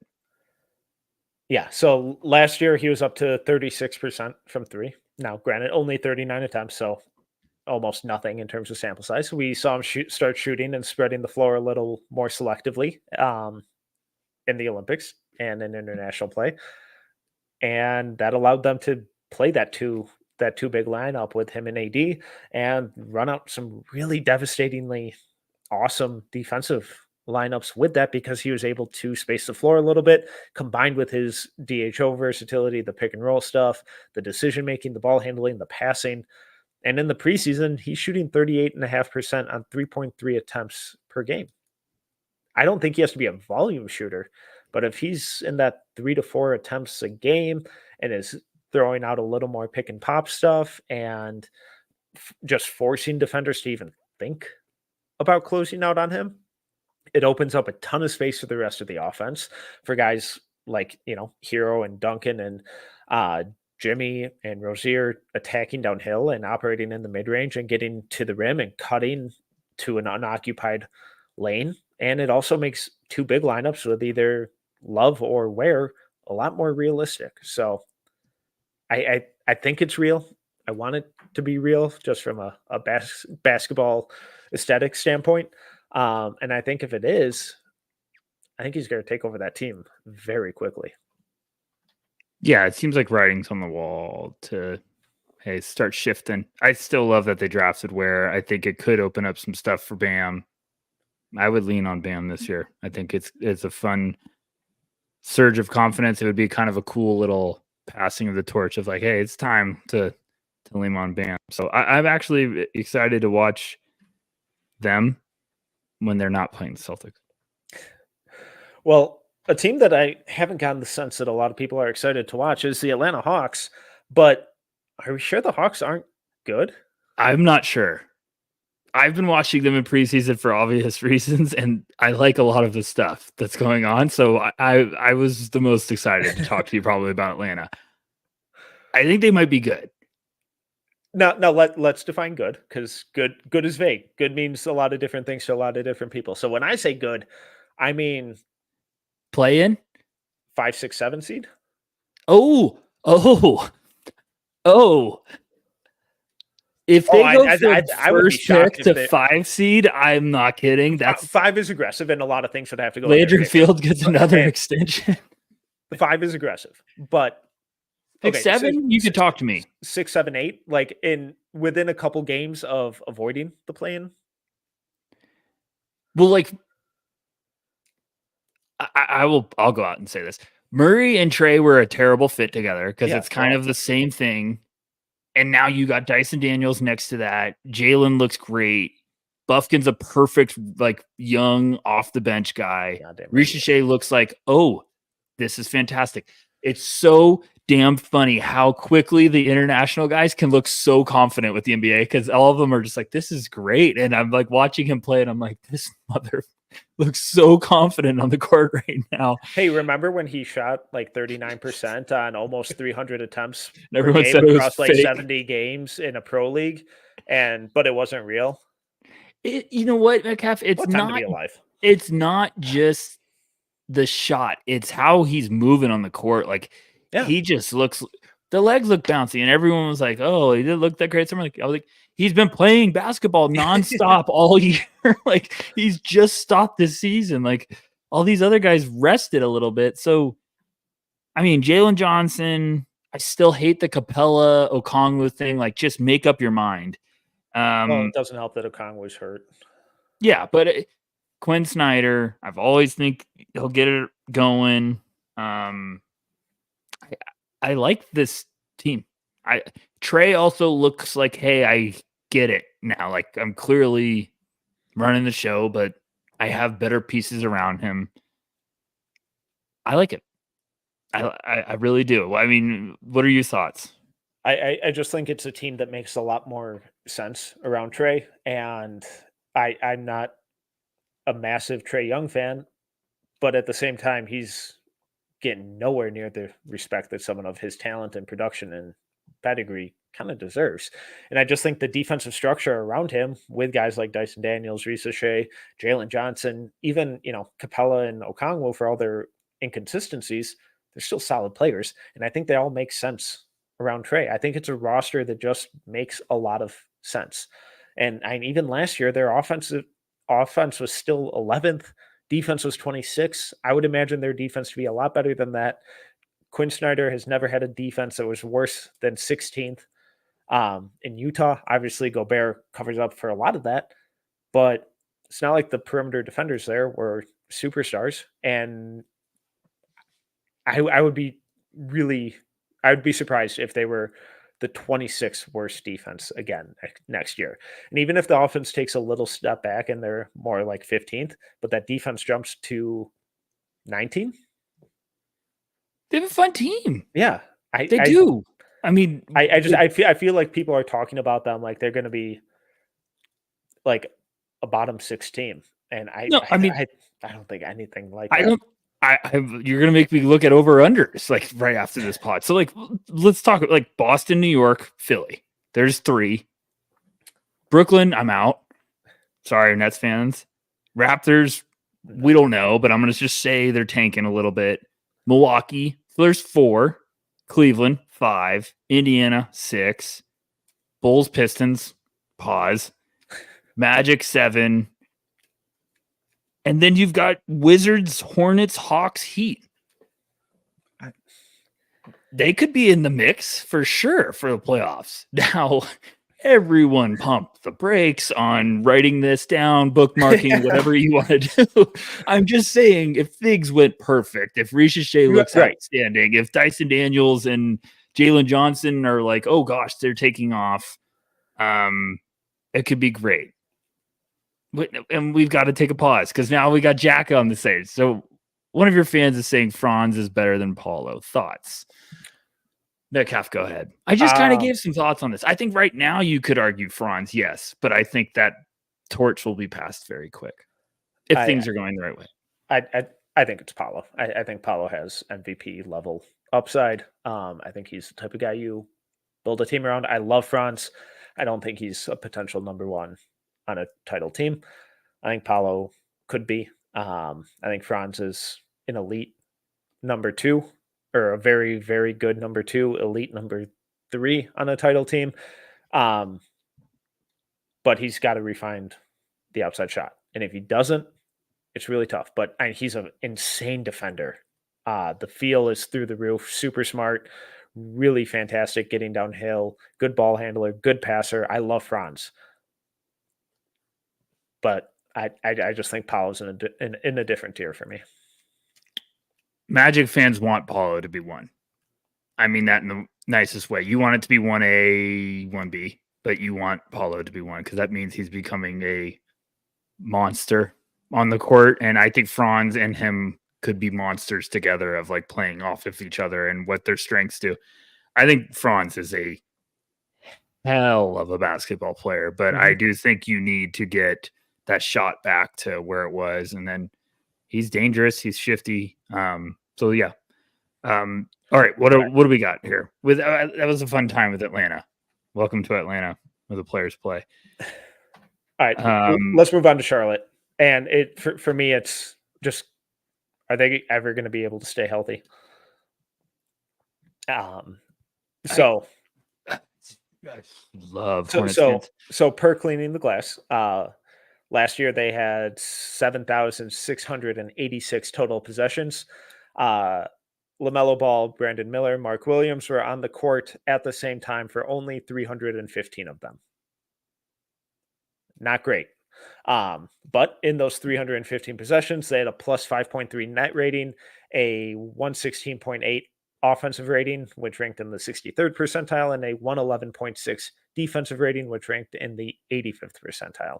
So when those guys are healthy, it's a young core that you want to build around and that I think can and will be good, but can they stay healthy? And that's my question. My only question with them. I don't think they're a playoff team this year. It's just, can you get these guys all healthy for a full season and build that chemistry and just continue to take that next step forward in their development? Yeah, if Mark could be healthy, he'd be one of the best young centers in the league. I'm just talking about like, we'd all be saying like Mark Williams is a heck of a piece. Guy can't stay healthy right now. Hope he does. was very pissed this preseason when I was like, oh my gosh, he got hurt again. Like, you got to be kidding me. I think I was even was just reaching out to people like, this true? Like, come on, tell me it's not. Just James, shout out James. I hit him up. I was like, please tell me it's not true. We all were confused. I very, very interested to see what happens there. I'm still not sold on LaMelo there. So that's where I'm at with that one. But I know Hornets fans might come for my head, so I won't go down that road too far. I just think there's going to be... He's been fun and productive when he's been healthy. Keyword. How much winning does he contribute? Has he been put in a context to really elevate a team to winning basketball either? That's debatable too. Right. But there's been a general sense of unseriousness around that team for a while now. And they need some maturity. They need to get their act together, and they need to stay healthy. I just don't know if LaMelo is ever going to be your number one on a playoff team. Now, Hornets fans, you could be pissed at me. What? I think Brandon Miller could be. I think Brandon Miller could be. So if there's ever going to be a passing of the torch between those two, I think Charlotte could start cooking. Do I ever think that will happen? I would probably bet against it. But then I'm just saying of like them being on the same team, that happening. Like maybe it has to be LaMelo moves on. I think Brandon Miller is going to be a bad dude this year. I like the coaching hire. I think they're heading the right direction. I love Charles Lee. He was with the Celtics, obviously biased, shocker. But I've heard good things. I've heard good things behind the scenes. Can they stay healthy? Because I do like, Trey Mann looked good in the preseason. Yeah, I did. That's all I'm saying, Metcalf. So I like what they're doing. New management, new ownership. Like I feel like they're kind of moving that right direction. Is just stay healthy. Agreed. Let's wrap up the Eastern Conference with the Washington Wizards, and just real hard-hitting question here. How many games will they lose? I'm pumped about them. Sar has looked much better, which is amazing. It's just like, hey guys, can we calm down a little bit about it? Kaishan looks good. Yeah. Bubs had his moments. Johnny Davis came out about a shot. Just a really tough day for me and you. Knowing it and then having to read it. Yep. They should lose a lot. You should develop a lot. That's what heroes do. You need to just play the young guys. The record is totally meaningless this year. It means nothing. I would sell some assets at the deadline and try to get some young pieces and, Kispert. I'd probably try to see about if you could get something for that. I like Kispert, man. Is he expiring? He has a contract extension deadline coming up. Is he going to be an expiring? Because that should be a dump him for a first at the deadline to a team restricted free agent next year. He's at the end of his rookie contract. Yeah, that's a good move there.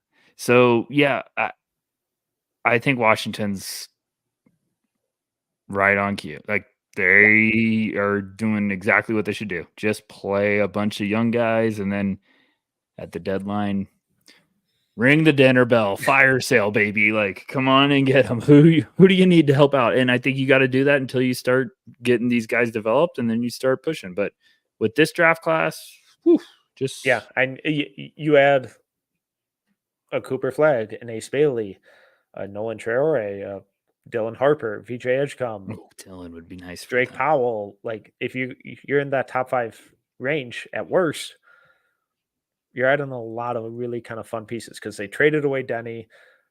I don't think Kuzma's a long-term building block for them. No. But if you're able to add one of these really athletic, versatile wings, preferably for them, a Cooper Flagg, an Ace Bailey. Now you're adding that to Sar and Kaishan and Bub and Bilal. You're building something really, really, really fun. So, yeah, that's why it's Wizards. I mean, you get it. Build good habits. but don't win. You get one of those top 3 right now, and that list is going to get longer, but you just need to get up there. You just need to be at the dinner table, and you'll be getting better in a hurry. So, yeah, I'm right there with you. That was a quick one. Shout out Wizards fans. Love you. All right, we're going to wrap up part 1 of the pod here with the Eastern Conference. There will be a part 2 with the Western Conference as well, so make sure to go check that out. YouTube Live audience, we're just going to keep rolling through. Going to be a long one here.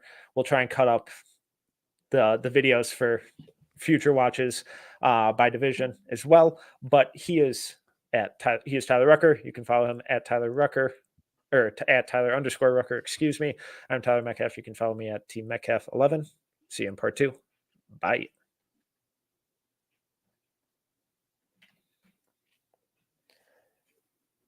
And we're back for part 2, Western Conference. Rucker, we're not going through the pleasantries. We already did that. But in case you missed part 1, go back, check your feed. We did the Eastern Conference. We're doing one major question per NBA team as a bit of a preview for this season. Highlight some of the young guys, some of the additions, question marks, all that good stuff. But we're on to the Western Conference now. Again, if you missed the Eastern Conference, go check it out in part 1 on the audio feed. Videos on YouTube will eventually be cut up into division by division segments as well. Go check those out. But we're going to start out in the Northwest Division with with most people's title favorites, or at least finals favorites out of the West, the Oklahoma City Thunder. My only question is, can they have some of the same health luck that they had last year? Off to a good start with Hartenstein. That was unfortunate timing. Yeah, unfortunate timing, but it's okay. Injury luck is always such a big part of making a run. Like, you've got to just get super lucky because injuries all happen, and you see it every year. I think that's why OKC's made those moves, is now you bring more depth to the table. I think so. I think they've got the youth on their side. They've got the depth. You got guys like Caruso. If he gets banged up, then you put Dort in there, and you can kind of rotate everyone. I think they got the good mix of young guys. What are you thinking? Yeah, and I as long as they don't have a devastating injury to Shea, J-Dub, Chet, I think they'll be able to survive anything kind of nagging or even medium in terms of time length. I just think they have the depth and the rotation and coaching creativity to deal with that kind of stuff. But they were incredibly healthy and incredibly lucky when it came to health last year. Per Spotrac, they only had 61 games missed due to injury, and they equated that as well to kind of dollars per day missed. And theirs equated out to 8.7 million. That's it. Both were lowest in the league by a lot. That's incredible, and I desperately need that same stat for the Clippers. Well, so for comparison, Minnesota was the next closest and the only other team under 100 games missed. And third was Indiana at 113. So Indiana had the third fewest games missed due to injury, and OKC had half of that. Also, if you want to go look at the other end of the spectrum, the Memphis Grizzlies had 577 games missed and a cash total of 73.9 million. So not only did OKC have incredibly few injuries, but the guys who got hurt and missed time weren't the stars either. So I thought those were kind of interesting numbers, and I'm hoping they stay healthy because they're incredibly good. They're incredibly deep. They're incredibly fun. But it's tough. It's really tough to do multiple years in a row. I have one for you. I was thinking about this today about OKC because the Presti mania, the picks, everything, obviously with like the news today about Kawhi Leonard, with OKC fans were just twisting their mustaches of, we have the unprotected pick of the Clippers. This is interesting. Could Cooper Flagg be coming to the Thunder? Let's pump the brakes there a little bit. but it's very exciting.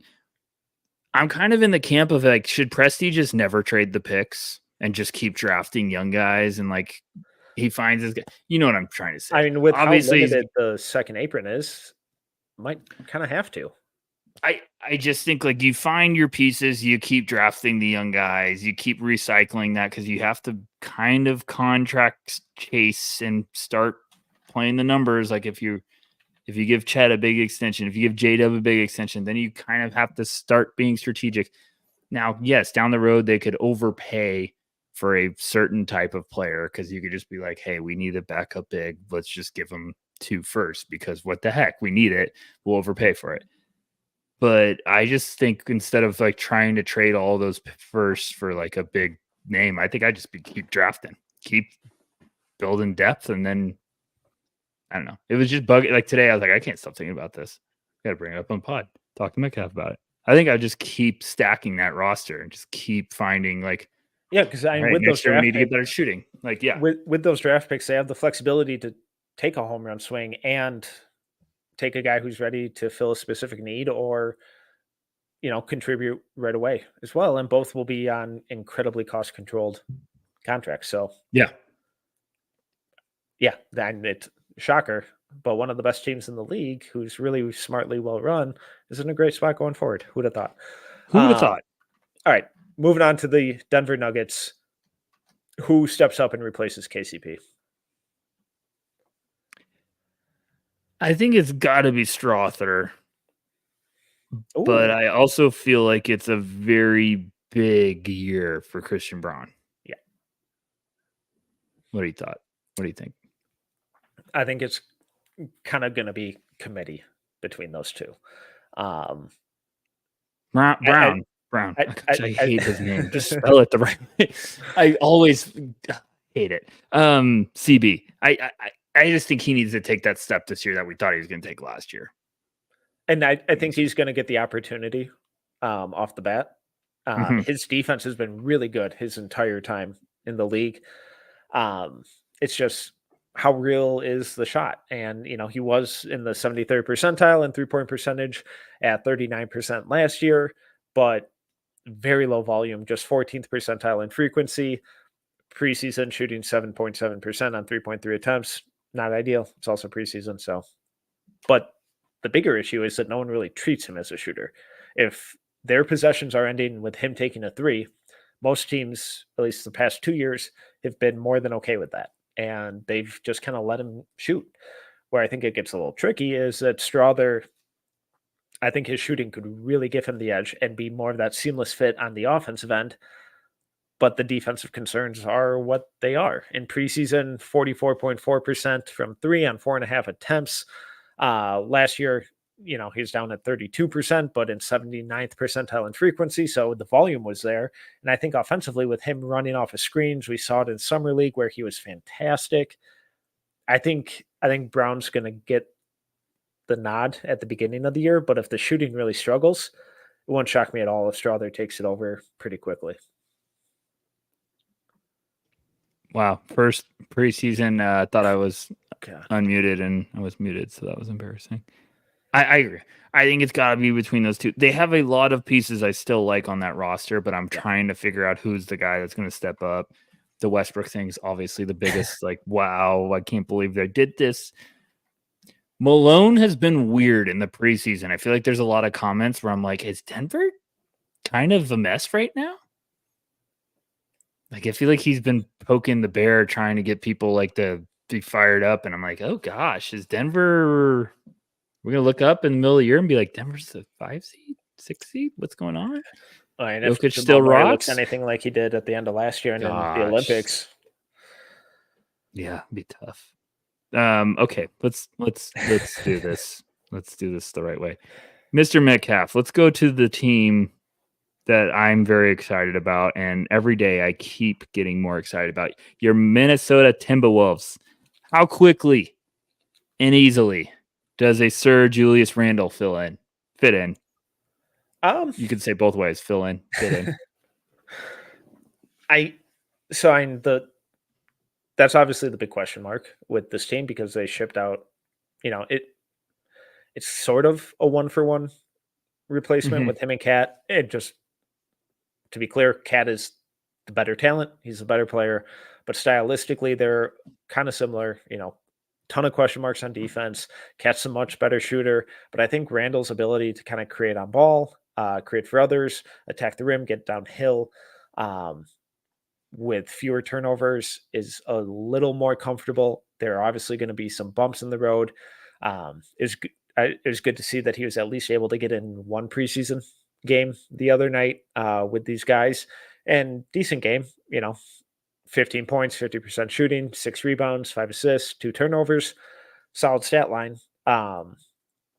And it's a little more encouraging that his breakout year with the Pelicans was when Chris Finch was on that roster and their offensive coordinator.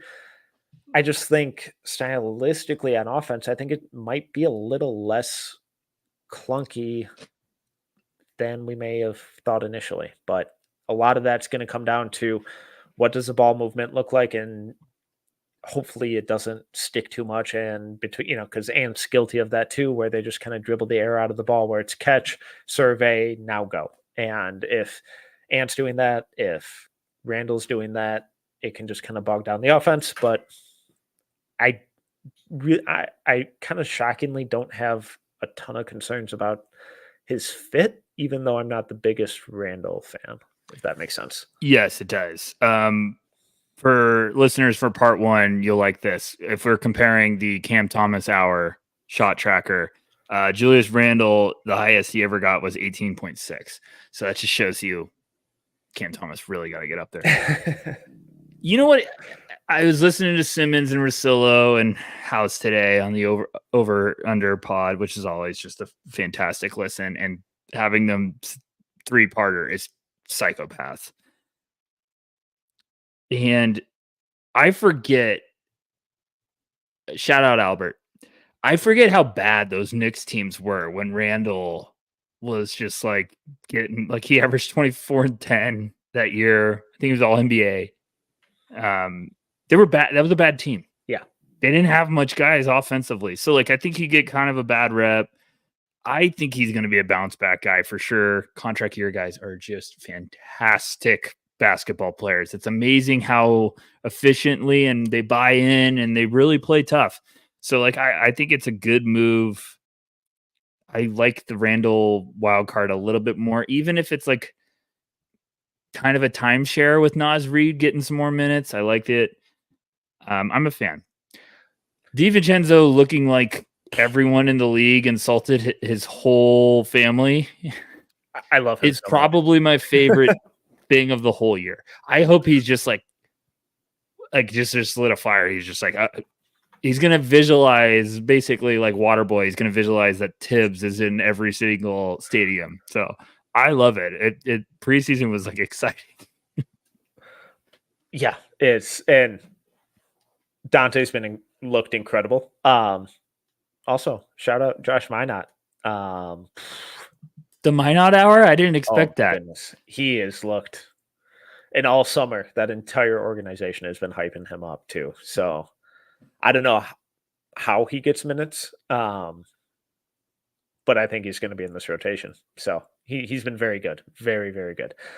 Okay, let's move on to the Utah Jazz. This may be a quick one too. Yeah. At what point do they shut it down and begin to tank? They're a well-coached team. They have some intriguing talent.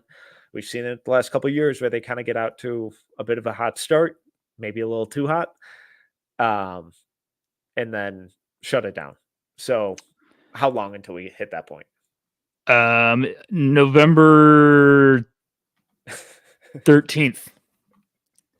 Because that'll be the day after Duke plays Kentucky. So I think a while. I think they're going to be doing a little bit of a better version of the Wizards. I think they're going to play some young guys. I think they're going to play Laurie and still probably. It's tough with those guys because I think you get to a point where you're like, you know what? We like him. And no one's given us the offer we want. We're not going to just give them away. Yeah. We like them. Let's just keep them and kick the can down the road, and then we'll revisit this scenario in a year or two. He's still like 27.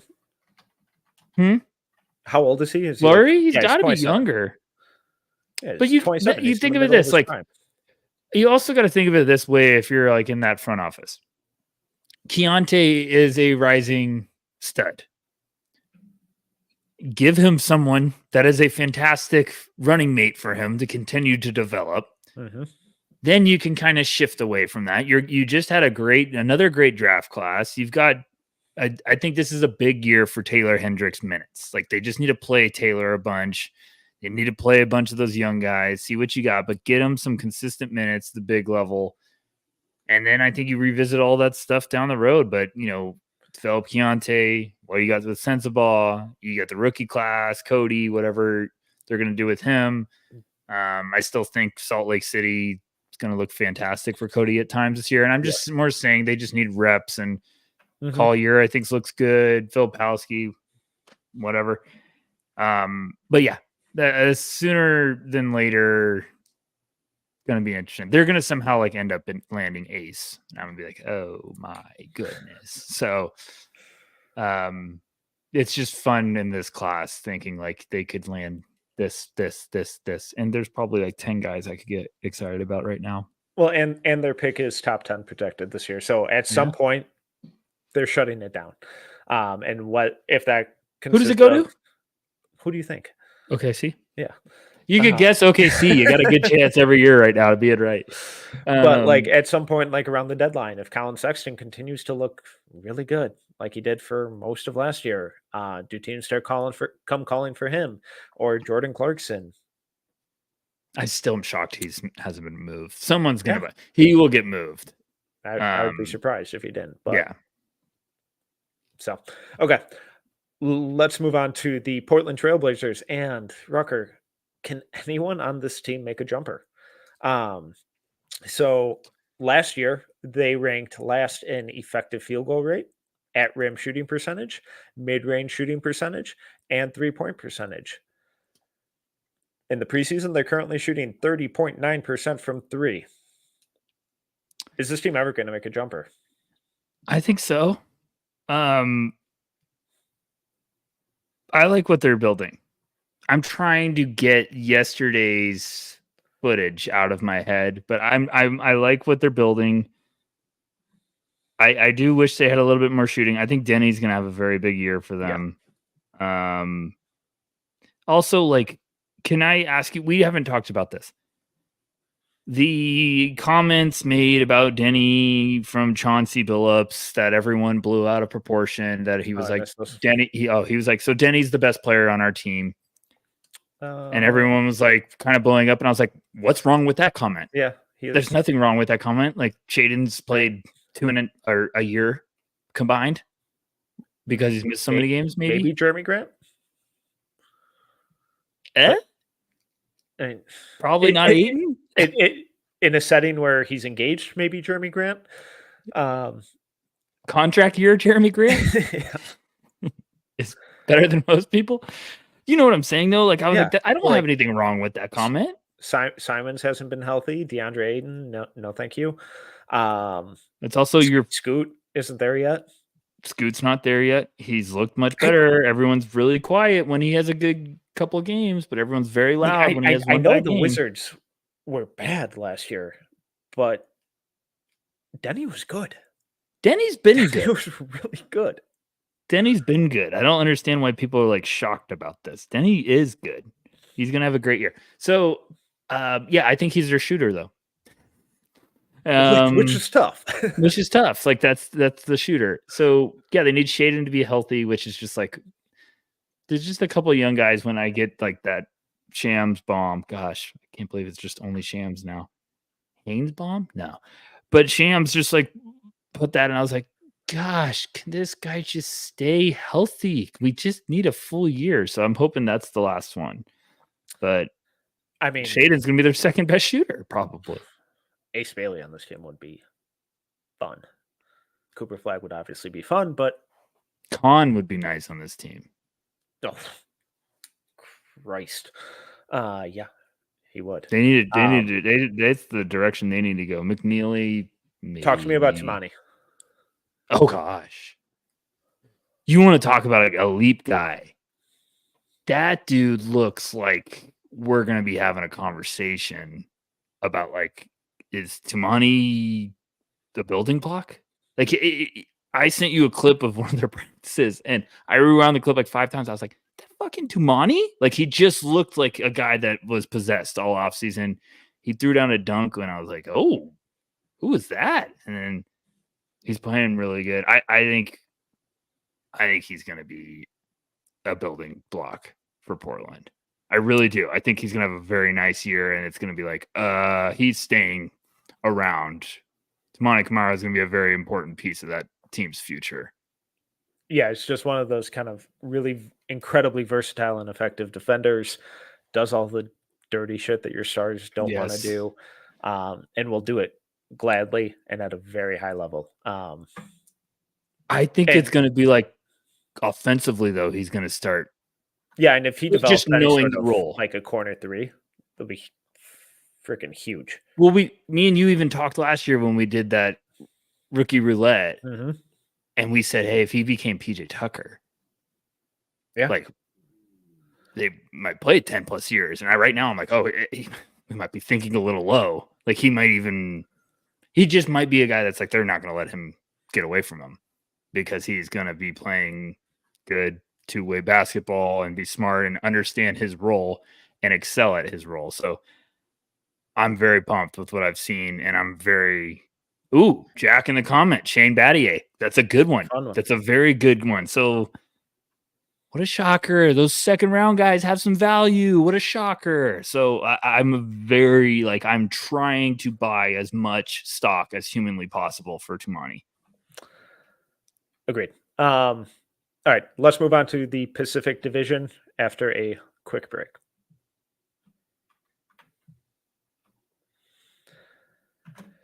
Moving on to the Pacific Division, the LA Clippers, Rucker. What are we doing?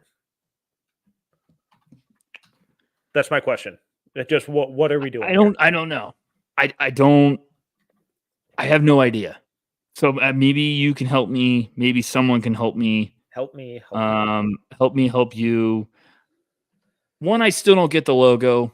Two, the stadium looks cool. I've seen some videos. Still looks cool. Looks a little bit much. Still don't get what we're doing. I just couldn't hate the roster more. So, do you want to hear their leading shot attempts in I'd love to. Preseason? Please go for it. Who do you think's first?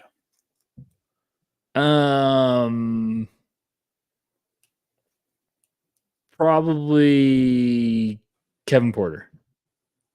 Ooh, close. No, Bones Highland at 11.5. Prove it here, Bones Highland. God. Kevin Porter is second at 9.8. James Harden 9.3. Norman Powell 6.7. Amir Coffey turned into a nice player at 6.3. Kai Jones at 6.3. Derek Jones Jr. at 5.8. Ivica Zubac at 5.8. What are we doing? Kawhi Leonard out indefinitely. You know what's the problem with all of that? Why are we not saying Jordan Miller and Kobe Brown? Why are they not getting minutes? Because it's the preseason, and when you can give Bones Highland and Kevin Porter Jr. almost 10 shot attempts a game, you just have to do it, You're probably trying to sell it of like, hey, come on, trade us. I'm going to give him a little bit of time. I'm going to try to be open-minded. I like Amir Coffey. I like Norman Powell. I've always been a very big fan of. Everybody knows this about me.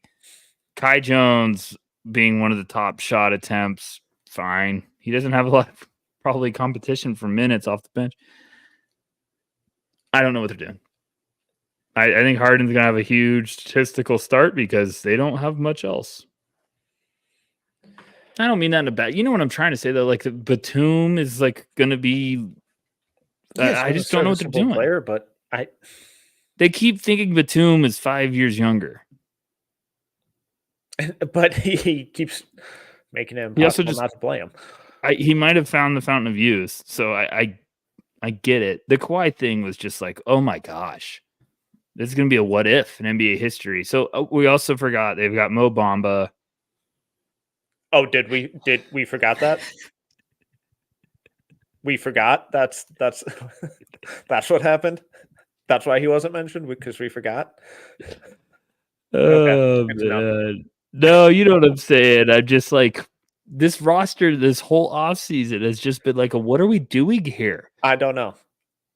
It's a bunch of stuff that PJ Tucker is frustrates still the hell out of technically on the roster, but yeah, got but they're told to trying go find a away. Yeah, exactly.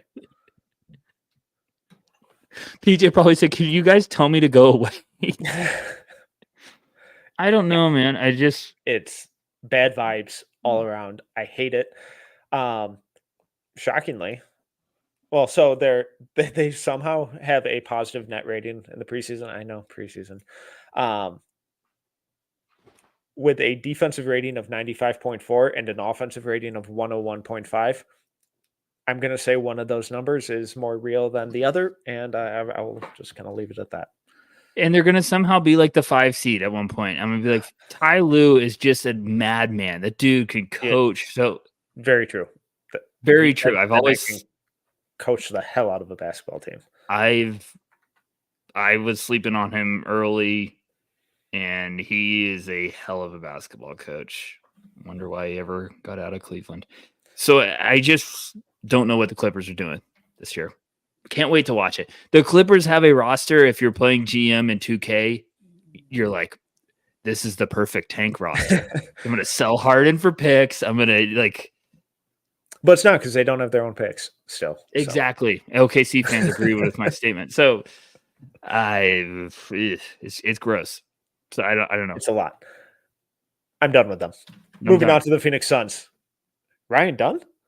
Baby. Oh man. Ryan Dunn? Ryan Dunn, baby. But very early. Let's just calm everyone down. Also, well, what if we didn't? Yeah, but what if we didn't? Also, love how many people became Ryan Dunn experts. That was fun. I love you guys. You're all fun. But it was also just like the meme of looking around the room like, come on. Yeah, Ryan Dunn rocks is just the shot. I also think it's very important to remember, like, we have to watch the strengths of a player.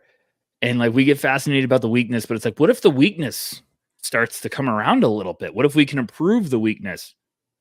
Look what Ryan Dunn just did in 6 months? Like, yes, but my counter to that is that Ryan Dunn made as many threes in 2 years at Virginia as he has in 4 games in the preseason. So I wouldn't necessarily classify that as that feels more outlier.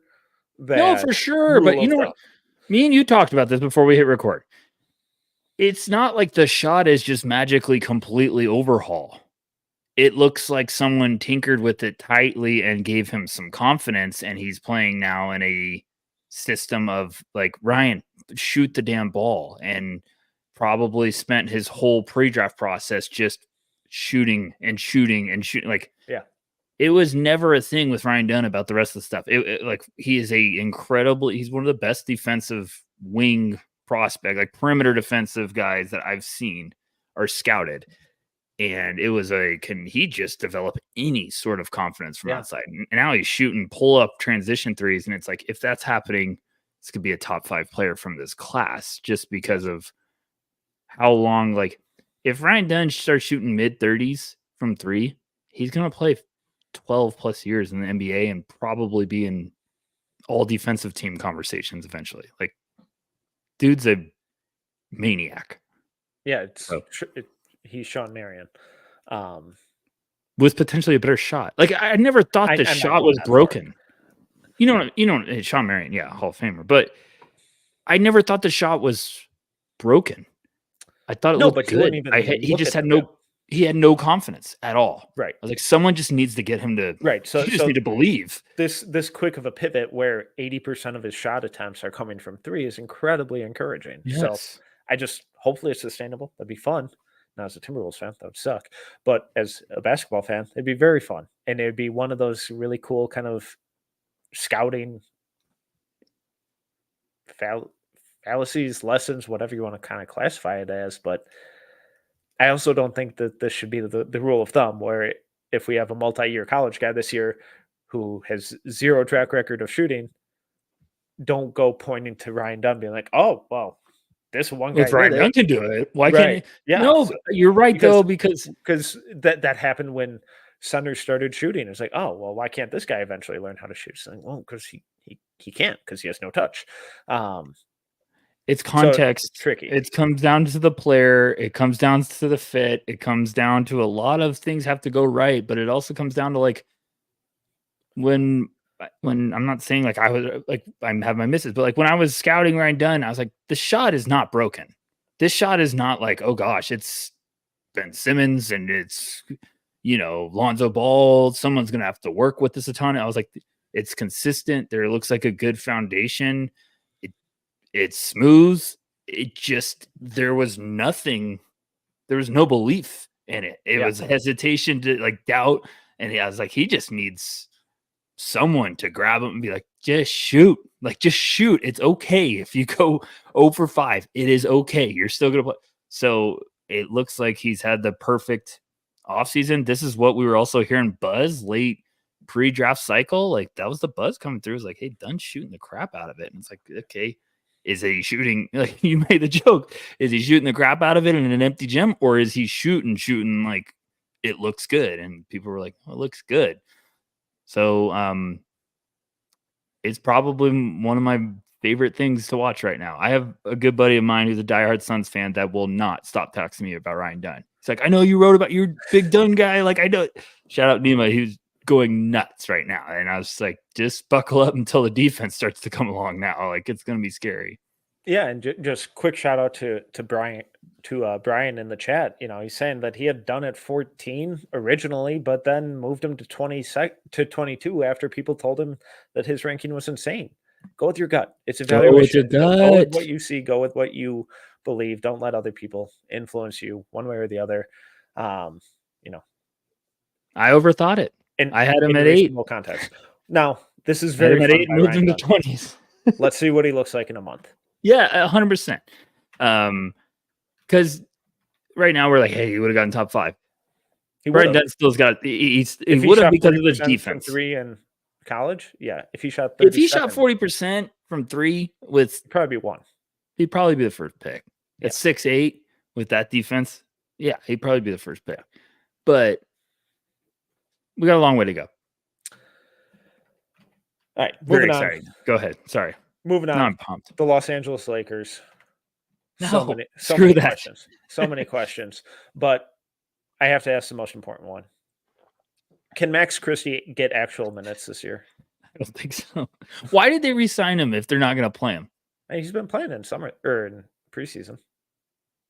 Amazing that we had to go summer league. Yeah, I think he'll get some minutes. He's looked good in preseason. You know what, Metcalf? They've got to play him. The defense looks good. The defense has always looked good. The shot's still a little streaky, but I buy it. Especially in a spot up context. They've got to play him. I don't know what their bench is going to look like. I feel like their bench is a bunch of like, maybe not so much. Like, so I'm going to read through the only perimeter players who have gotten minutes in the preseason. Okay, perfect. Connect, D'Lo, Hachimura, Christie, Reeves, LeBron, Hochefino, Vincent, and sort of Cam Reddish. So it's a lot of guards. Sort of Cam Reddish, my favorite. Forwards. He's at like 9 minutes in like 1 or 2 games. Mean, Vanderbilt's still hurt? Yeah. Well, he's been hurt forever? Pretty much. Man, what a weird one. I think they've got to connect. They've got to play. They got to be trying to figure out what's going to happen with like who's going to be stepping up. I think Connect's been fine. Christie's defense has to get him minutes. Yeah, and if he can make a corner 3 on top of that, I still buy the shot long term. I think it looks good. I think it's smooth. I don't need it. I'm not asking him to go out there and create the pick and roll or go ISO or anything like that, but defend at an average to above average level, knock down corner 3s at a reliable clip. I agree. That can't get you 7th man in the rotation. He should get minutes. I mean, 8th, no maybe. offense. I forgot about Jackson Hayes. Sorry. Like, why are we playing Reddish over Christie? Have you seen Reddish's AAU film though? Yeah, Anthony Edwards told me about that. No, but it's time. Get some use in there. Yeah, that's all I got. Lakers. That's all I got. I'm sorry, Lakers fans. That's all I got. Okay. What I think is a vastly more interesting team, the Sacramento Kings. Traded for DeMar DeRozan, Harrison Barnes gone. Can they defend at all? So I'm worried about the Kings this year. I shout out our boy Nick. I've heard some rumblings with the Kings, and I don't know if I love it. Yeah. Now, preseason rumblings usually don't mean much, but a little worried. Just a little worried. Now, I think they're going to still be fun. They're going to be scrappy, but yeah, I don't love the defensive assets on the roster. So are they just saying, screw it, we're going to score more than you? I mean, Sabonis not exactly a plus defender. De'Aaron Fox improved a lot as a defender last year. Getting rid of Harrison Barnes alone, just given how he was moving last year, should help. Keegan Murray's okay, but I think he's going to have to take a big jump. DeMar DeRozan he's fine. He's not a stopper. They have no guys that are just Keon Ellis. That's it. And then Keegan. And would you classify Keegan as a good defender? I would classify Keegan as smart defender. Yeah. Okay.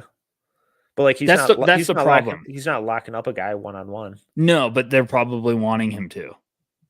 They were wanting him to, I feel like, early in his career. I mean, it is pretty alarming. Yeah, Herter. Look at they just signed Doug McDermott. They've got Kevin Herter. You go through the roster, and I'm like, okay, who's the all defensive Kings teams right now? Like, who are you putting? Malik Monk. You want to hear a depressing stat? I would love to. So per Cleaning the Glass, they had the 18th best defense last year, and the last time they had better than the 18th best defense was 2005-2006 season, where they were 11th. I need that roster right now. Okay, so you keep going right now. I want to look up some of these names. 2005, 2006. Yeah. All right, go ahead. So, I mean, what are you thinking? Are you think they're going to have a good year? I don't know. I think it's going to be really tricky. I think the mid-range is going to get really bogged down. I think there's some really fascinating and cool creative stuff that they could run with, the 2-man and 3-man games between Sabonis and Fox and DeRozan. But they all kind of operate from the same or similar areas. Now, Fox has continued to grow kind of year over year as a shooter. I think he's going to have to take another meaningful step. Keon Ellis was fantastic at the end of last year. And I think he's going to have to be really impactful as that really high-level role player. Last year, their defense was 3.2 points better when he was on the court than off, which was 78th percentile. Outside of him, I'm not sure I would classify anyone as an above-average defender. Maybe Fox, but I still think that's a reasonable question. I have to name drop this team. The 2005-06. Yes, please. Sacramento Kings, Ron Artest. I refuse to call him his new name. Mike Bibby, Brad Miller, Peja, Bonzi Wells, one of my favorites. Kenny Thomas, Sharif Abdul-Rahim, Kevin Martin, and rookie year Francisco Garcia. Also, fun shout out. Jason Hart was on this team. Holy cow. So, feel old yet? Yeah, feel old yet? That's incredible. Wow. Ronnie Price, also rookie year. What a team. Corliss Williamson. Yeah. I just don't I think they're going to just try to outscore everyone, which is fine. You're all in. You went to get DeRozan. You're trying to get firepower to just compete. But does that get them over the 7th seed? Does it get them out of the play-in? And I don't think it does. It should, right? Here's my big thing. I like Mike Brown. I get scared about Mike Brown lengthy tenures.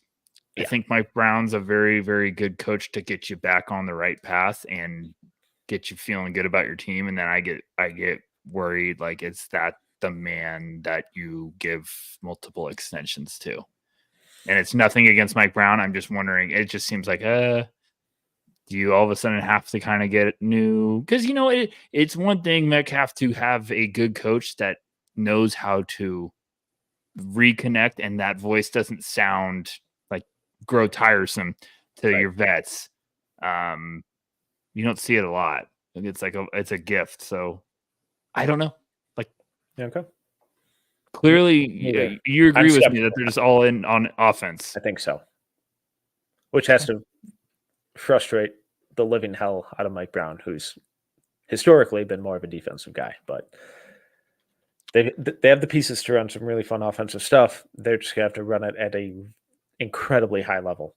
Yeah. All the time. I can't wait to watch them. They're going to be very fun to watch. It'll be very interesting. But kind of along those same lines, the Golden State Warriors, I liked a lot of their additions. I think they did some fun stuff. Are they going to be able to protect the rim at all? I think I'm sort of back in on the Warriors this year. Define back in. I think they're going to give it one last run. Like, I think they're going to be good. I like the additions. They got shooters. I think Pods is going to have a good step up. I think TJD is going to have a big step up. That's a big one. It's a big one. I think it's a lot of it's implying on the bench.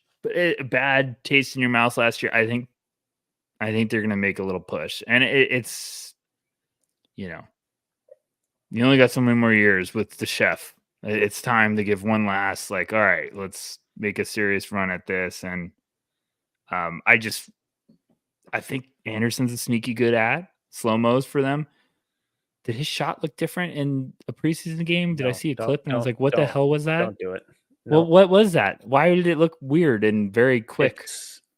I actually wanted him to slow down. But Buddy Hield's like a little bit of a nice wild card. It's someone else I liked. DeAnthony Melton. Yes. Melton. So I like it. The rim protection, though, it is big on TJD. Go ahead. Yeah, so to answer my question, I don't think they will. No. Last year, they ranked 20th, allowing opponents to shoot over 67% at the rim, and they ranked last, allowing opponents shoot 47.5 in the short mid-range. So those little floaters, like restricted area to like 7 feet-ish range. So interior defense was really, really bad. However, they did rank first in opponent at rim shot frequency. So they gave up pretty much the vast majority of shots at the rim, but they rarely allowed opponents to get there. And I think that's what they're going to have to lean on again with a lot of their perimeter defenders. Kyle Anderson, not the most athletic, but incredibly smart, knows where to be. The tallest player on their team, aside from Quentin Post, who I'm not expecting to get major minutes, if at all, is Kevon Looney at 6'9". Same with Kyle Anderson, and TJD is listed at 6'8". So they don't have a whole lot of size, but they've done this before. So it's not necessarily something new. And if Wiggins kind of finds his groove like he did in their title season again, if Kuminga takes another jump, if DeAnthony Melton fits like we think he will, if Gary Payton II is healthy, Pods is there, TJD is a really reliable, explosive rim protector, rebounder off the bench, I think it'll be enough where they're able to limit shots and kind of scheme the weakness out of the game, or at least minimize it to the best of their ability based on how they've constructed this team. Yeah, completely agree.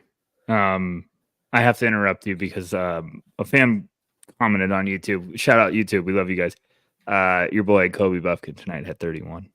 You're goddamn right he did. 31, 3, and 4 on 12 of 26. So he had some buckets. So yeah, Buffkin go ahead. Boys. Big year for Buffkin. Big year. Okay. We're going to move on right after our last break.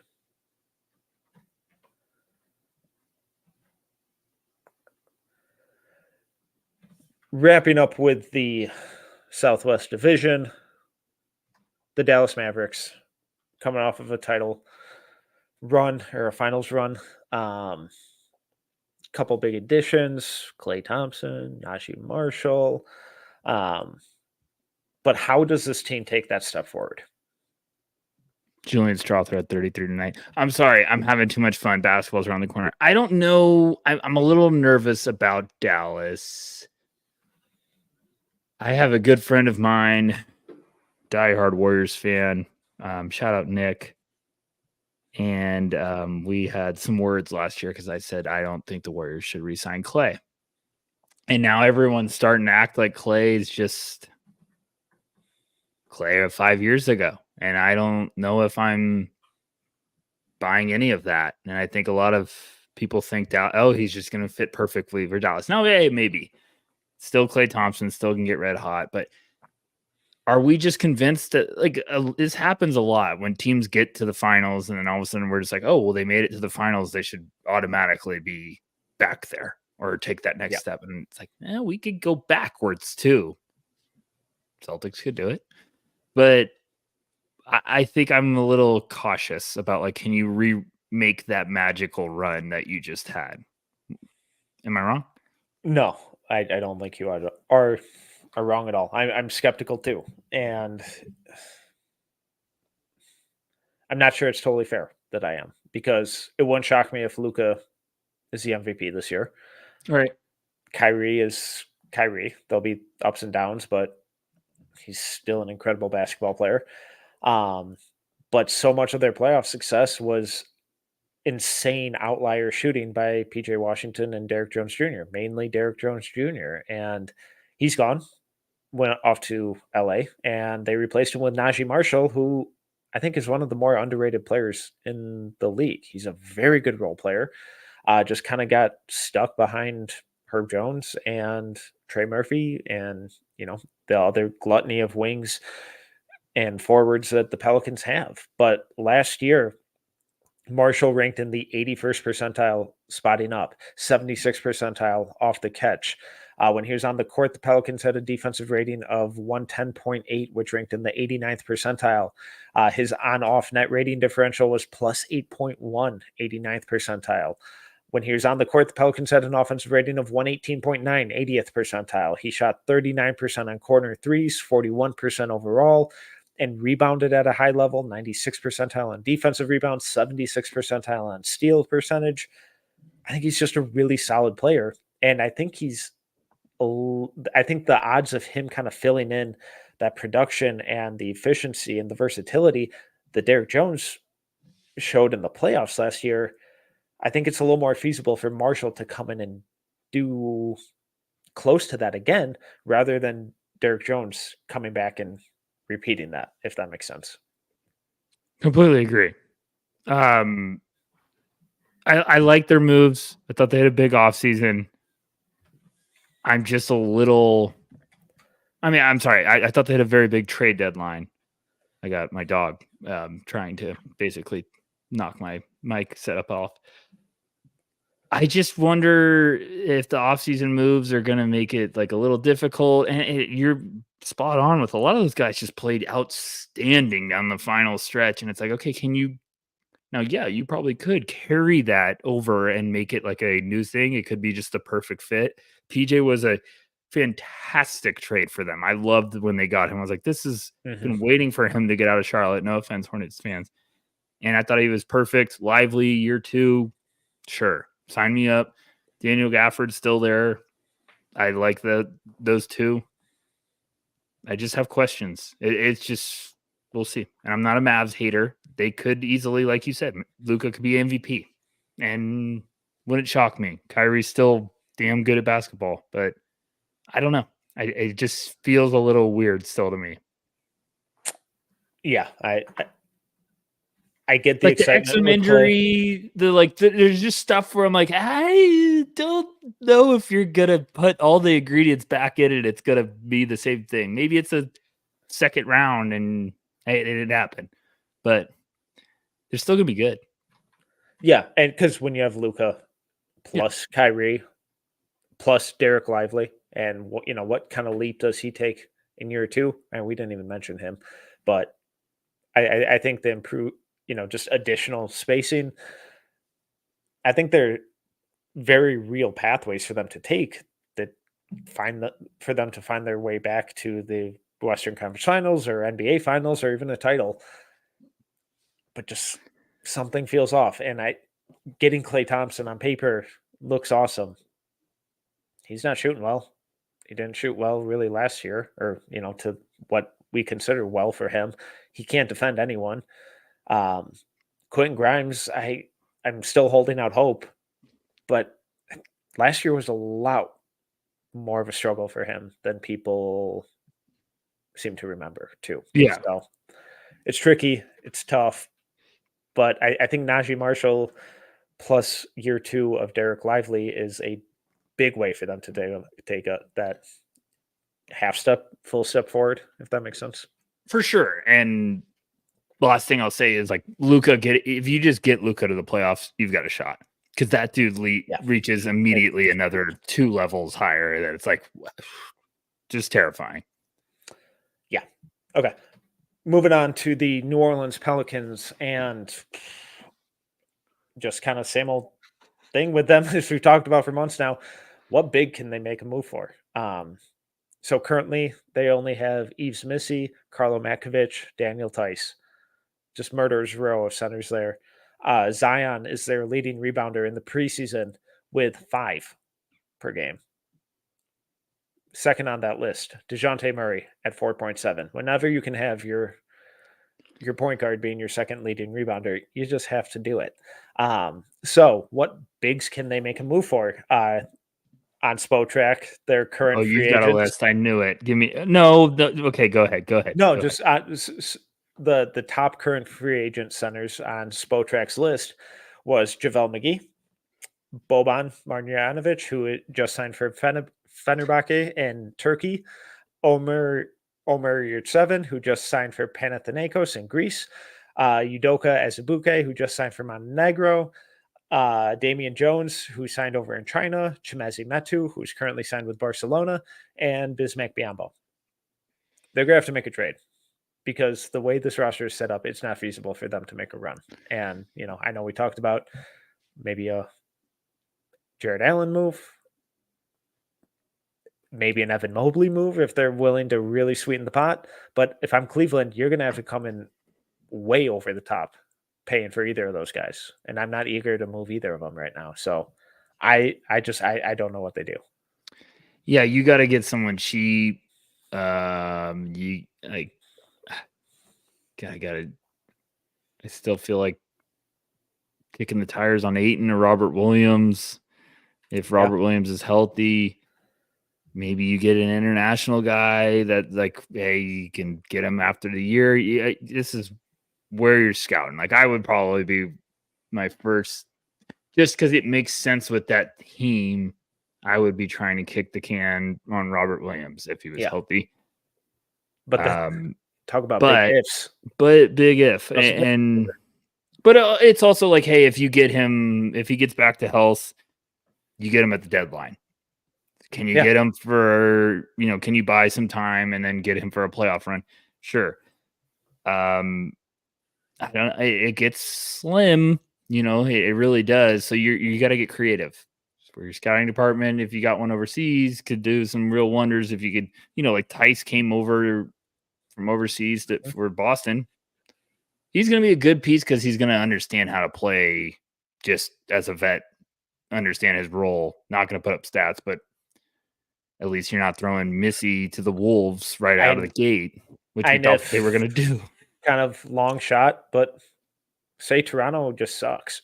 And they finally, and they're finally like, all right, this isn't working. We're going for that top 5 pick. Here's Jakob Poeltl. I'm just trying. I'm just trying to even think of like anyone. It's tough because there aren't a lot of. Looney, if the Warriors it doesn't work. Man, I'd be floored if he's been so integral to what they do. His I know, but if you're just rebounding, like, the hey, verticality, the feel. no, it gets tough because you're just like, hey, you're gonna have to call every team and be like, will you trade him? No, okay, call us the next team. Will you trade him? No, like, And like we even need a guys like Jock beef. Londale and Drew Beef stew is a Eubanks good and little one. In the Beef Stew, comments, Brian, that's a good one. Beef stew. Yeah. So I mean, you got to get creative. You have Yeah. to be like, hey, we're gambling on this guy of making an impact for us. Go ahead, Mecca. No, that's all I got. Sorry, I'm really excited about basketball season and life. All right. So, Well, what else we got? just another team that I think we're both very excited about is the Houston Rockets. Yeah. And what does their rotation end up as? So you may be able to speak a little better to this than I can. But how deep of a rotation does Ime Udoka kind of tend to run? Because like some coaches are real strict about kind of keeping it to like 8, 9 guys. Others are a little more adventurous, getting into like the 10 or 11 range. But when you look at how deep and kind of versatile this team is, it's like I've got to imagine that it's going to be kind of a pretty big rotation. I think MA is usually a next, like a, hey, you stay ready. Yeah. Which I think a lot of guys do to try to like you stay ready because you never know. And I think he gives guys shots. Like that's why I've never been sold on like, oh, Reed is not gonna play. I'm like, no, he's gonna because eventually MA is gonna be like, I need someone to step up offensively, and Reed's gonna come in and have like 15 off the bench and shoot like 6 of 8, and it's gonna be like, oh, there's my smart, efficient bucket guy. Did you see he's shooting only like 20% from 3 in the preseason? Fraud. I'll take the over. Anyone want to do an over under bet? I'll take the over. I mean, it is. Okay, so for Van their Vliet, rotation right now. Let's do Van Vliet, Jalen Green. We're just throwing hypotheticals. So I think their starters are going to be Şengün, Jabari, Dylan Brooks, Fred Van Vliet, and Jalen Green. Right. And then you've got then off the bench, you have Steven Adams, Amen Thompson, Tari Eason, Cam Whitmore, Reed Shepherd, Jock Londale. I would say Tari, Amen. But that's Whitmore, Reed. You don't think Adams plays at all? No, I do think he will play. I'm saying like I think eventually you're shifting to. I think Reed will take over the backup duties to Van Vliet. You get Amen's going to be their utility weapon. They're going to move all over. He's probably going to be their 6-man. Amen. Yeah. I also wouldn't be shocked if he starts by the end of the year. And I think Tari, if you're staying healthy, you're going to have to play him.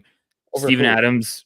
No, you're going to have to play him just minutes. Like he's going to have to be. No, who would Amen start over? Brooks or Jalen. Amen is going to be. Oh, that's not a slight on Amen. No, I know. I think that he's going to have that big of a year. Maybe. I also maybe you might be right. He might be 6-man talks because they might just be playing him everywhere.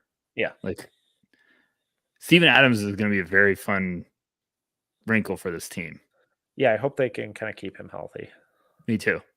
I think he'd be great for them. Wild how isn't he still like super young? I feel like he had like one bad injury. He's 31. He could easily carve out a couple of years. You could have told me he was 45 and be like, yep. Could have told me he's 22. Yeah. Exactly. I mean, I like their team. It's just kind of I just think it's going to be really fascinating because I'm not sure. They're just in February, are they running 8 deep? Are they going the full 10, 11? They have a lot of really fascinating kind of paths that they could go down. And, in summer or like right after Summer League, I was a little hesitant because I just wasn't totally confident that Shepherd would get consistent minutes and kind of earn that trust as a rookie. I'd be shocked if he didn't at this point.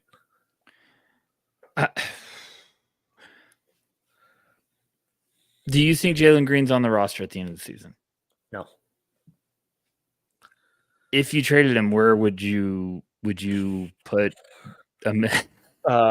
We don't know who they'd trade him for. Just throwing it out there. We're having fun here. Jalen Green and Cam Thomas. Trade him to Brooklyn. No, come on. Just we're having fun here. You move. You have to. So we have to remove Jalen Green out of the lineup. Mm-hmm. Who would you put in the starting lineup? Be a man. Probably a man. Maybe Tari, if he's shooting. Ooh. If he's healthy and shooting.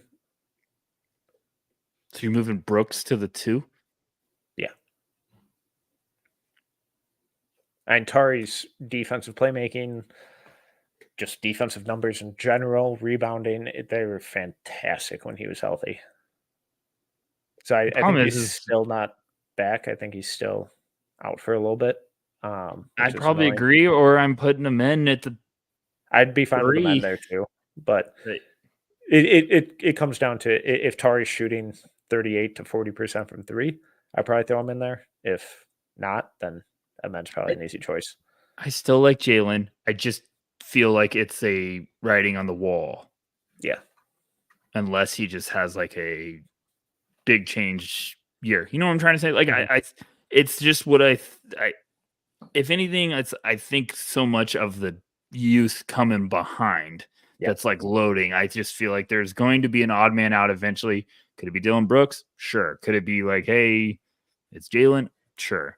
Very pumped for Şengün. I think Steven Adams could be a very big piece for them if healthy, like you said. And then Tari healthy, and then Whitmore too. Like I'm really excited for this team, but I think Reed will be finding his way on the court pretty easily.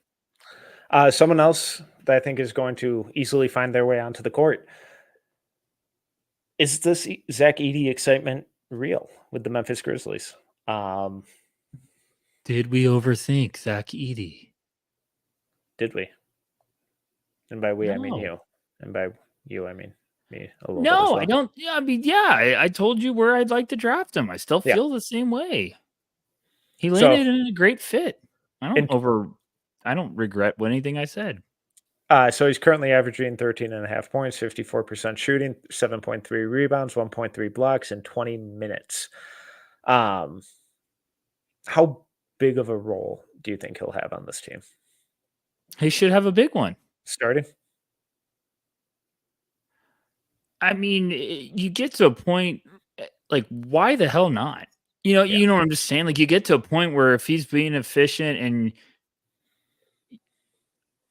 it's always an interesting wrinkle, because like I'm excited to see what they start out the year with their rotation like, because like I would love him coming off the bench to just like it's Zach Edey hour, baby, like just bully ball against backups. You have to come in to deal with him. God. Yeah, and then but also like you start out like I just think your backup center Edey going to work on bench and getting them all messed up, foul trouble. Then you're reliant on your starter. Like it can cause some headaches for coaching staffs, but also like if he's at a point where he's just a beast, like put him next to Jaren, go to work. But it's this thing we keep saying. Like I really do think it's so important now. You have to have versatility in the NBA. You can't just be like, hey, this is my 5 every night. You have to be able to kind of play to like the other side of the table. You got to play chess. You can't just be playing checkers. So I think it's real. I think he landed in the perfect fit that team needed him to be. Like they went Valanciunas to their Steven Adams. Like this is the new wave. They've been missing this piece. Yeah. So I was, you mentioned Steven Adams, and I was just kind of curious how important he was to Ja Morant and Triple J. So when those guys were all healthy in the 2022-23 season, had to go back a little ways because last year was a disaster. Ja Morant and Steven Adams on the court had a 8.0 net rating, 92nd percentile, 118.7 offensive rating, 84th percentile, and a 110.7 defensive rating, 88th percentile.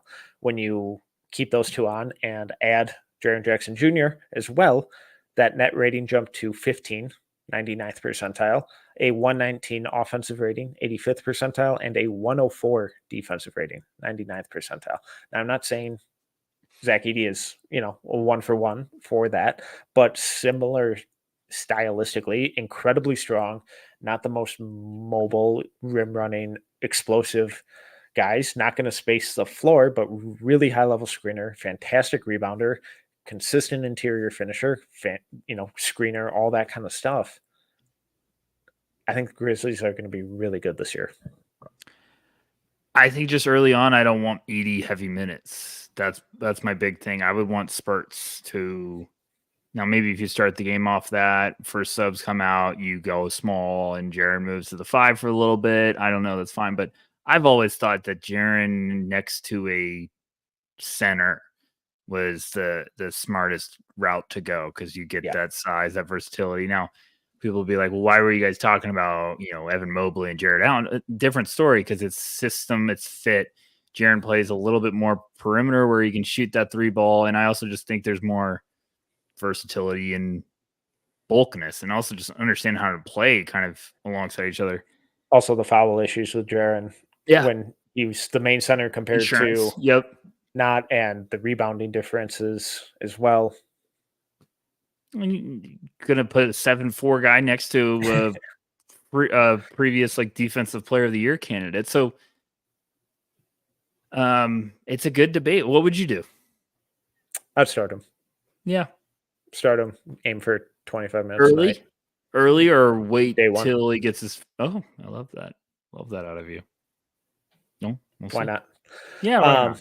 Okay, last team, home stretch, almost done, wrapping up with the San Antonio Spurs. What fitting. Perfect.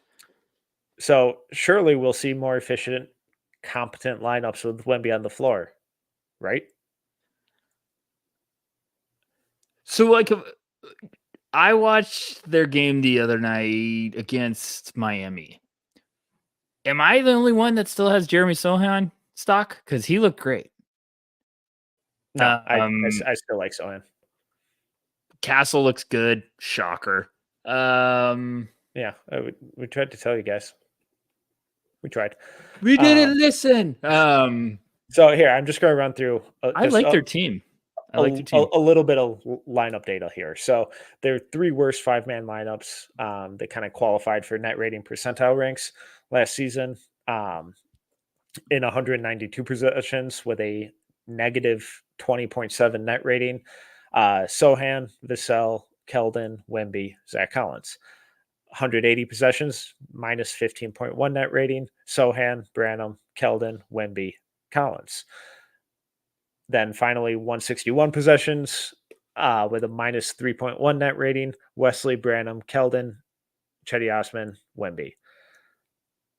Common theme between those, you can't play more than one complete non-shooter with Wemby, and playing him with another center, it just doesn't work. So I know Wemby and Sohan, that pairing got all the kind of highlight because Sohan was playing point and it just didn't work. But when Wemby was with Sohan, minus 3.6 net rating without minus 2.9, so not a whole lot of differential. That was over 25 or over 2,600 possessions together, just under 1,800 possessions without. Wemby with Zach Collins on the floor, so the two of them, that 2 big lineup, negative 13.4 net rating. When Zach Collins was off, minus 0.8 net rating. I don't think Jeremy Sohan was the end-all be-all issue last year. He wasn't. No. I'm watching them play, and yes, it's Chris Paul. Yes, it's the second half of his career, Chris Paul. But you can already just tell the difference. Sohan looks so comfortable out there. I'm convinced the Spurs were going mad scientist mode and trying to just be like, Jeremy, we're developing this part of your game. We don't care. Looks like we're working on this for the future.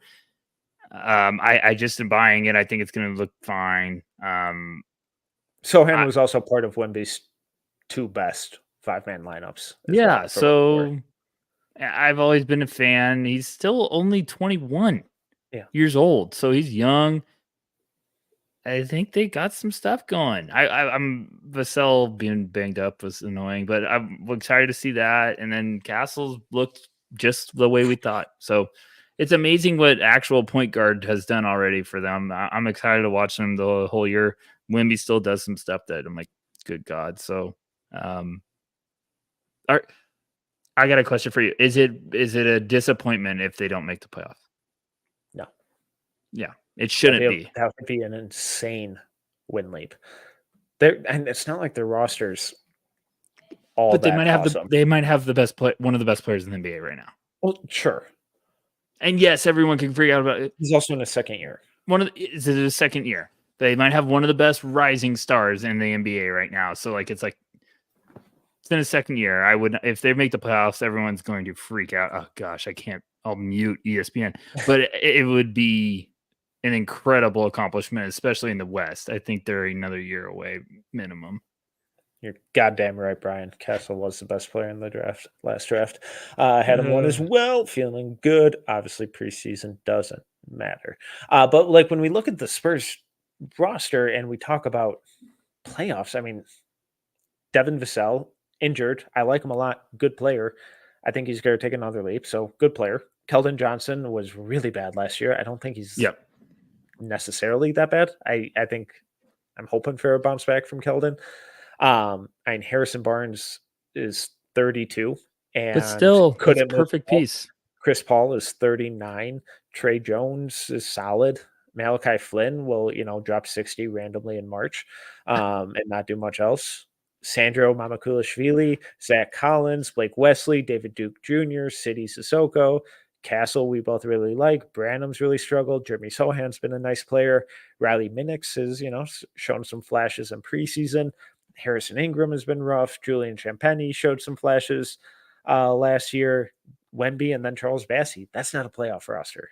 And I know how good Wemby is. I really think Chris Paul and Barnes are going to be good veteran presences for the young guys in terms of development. That doesn't mean playoffs. And they were so bad last year. The first, 20, 30 games can probably be thrown out based on what they were fucking around with, but that'd be a huge jump in a very good Western Conference. Yeah, they might have a couple picks this year, right?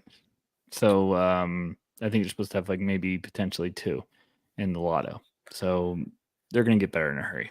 But it wouldn't shock me. We don't know what Wemby could do. It wouldn't shock me if they're flirting play-in game. They should be in the play-in game. Should?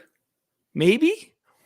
So OKC, Denver, just Minnesota. Buying more time on this. I'm pushing Suns, towards 3 hours. Lakers.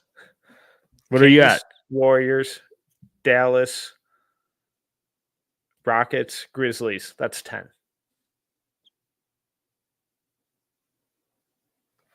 Rockets should be above. Grizzlies should be above. Yeah, that gets ugly. No, that gets ugly. You're missing someone too that should probably be there, right? I didn't mention Utah. I didn't mention Portland.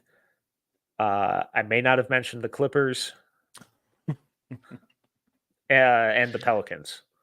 Oh, that's a big one. Yeah, they're no way. No, unless they're major injuries. Unless just or we're they're getting crazy production.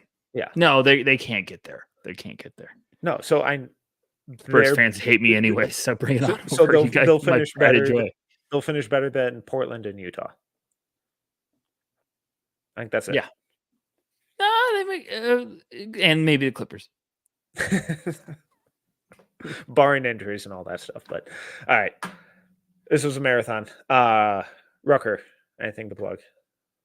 No, I mean, hey, it's been fun doing these pods in the off season. The off season's almost over. We're gonna be full bat out of hell Metcalf. I'm pretty pumped for this upcoming year at No Ceilings, NoCeilingsNBA.com. Very excited off season we had at No Ceilings. We've got a ton of stuff lined up that we're going to be announcing soon. Everyone's been working very, very hard. It's always my favorite when we're quiet because that means everything's cooking in the kitchen. So Metcalf, good luck this weekend. Everyone, good luck. We got less than 20 days till college basketball's back. It's already women basketball, NBA next week, and then Metcalf, I have to be enemies with you after we hit end. So go Vikings. You're dead to me. Go Lions. No, this is a blast. Very excited for the season. We'll get back to some more draft stuff next week. But he is Tyler Rucker. You can follow him at Tyler_Rucker. I am Tyler Metcalf. You can follow me at T Metcalf. Find all of our stuff at NoCeilingsNBA.com, No Ceilings across socials, YouTube, all that kind of good stuff. In case you missed it, go back, check out Part 1, Eastern Conference as well. This was a blast. If you enjoyed this episode, please make sure to subscribe, leave a review, and 5-star rating. Till next time, see ya.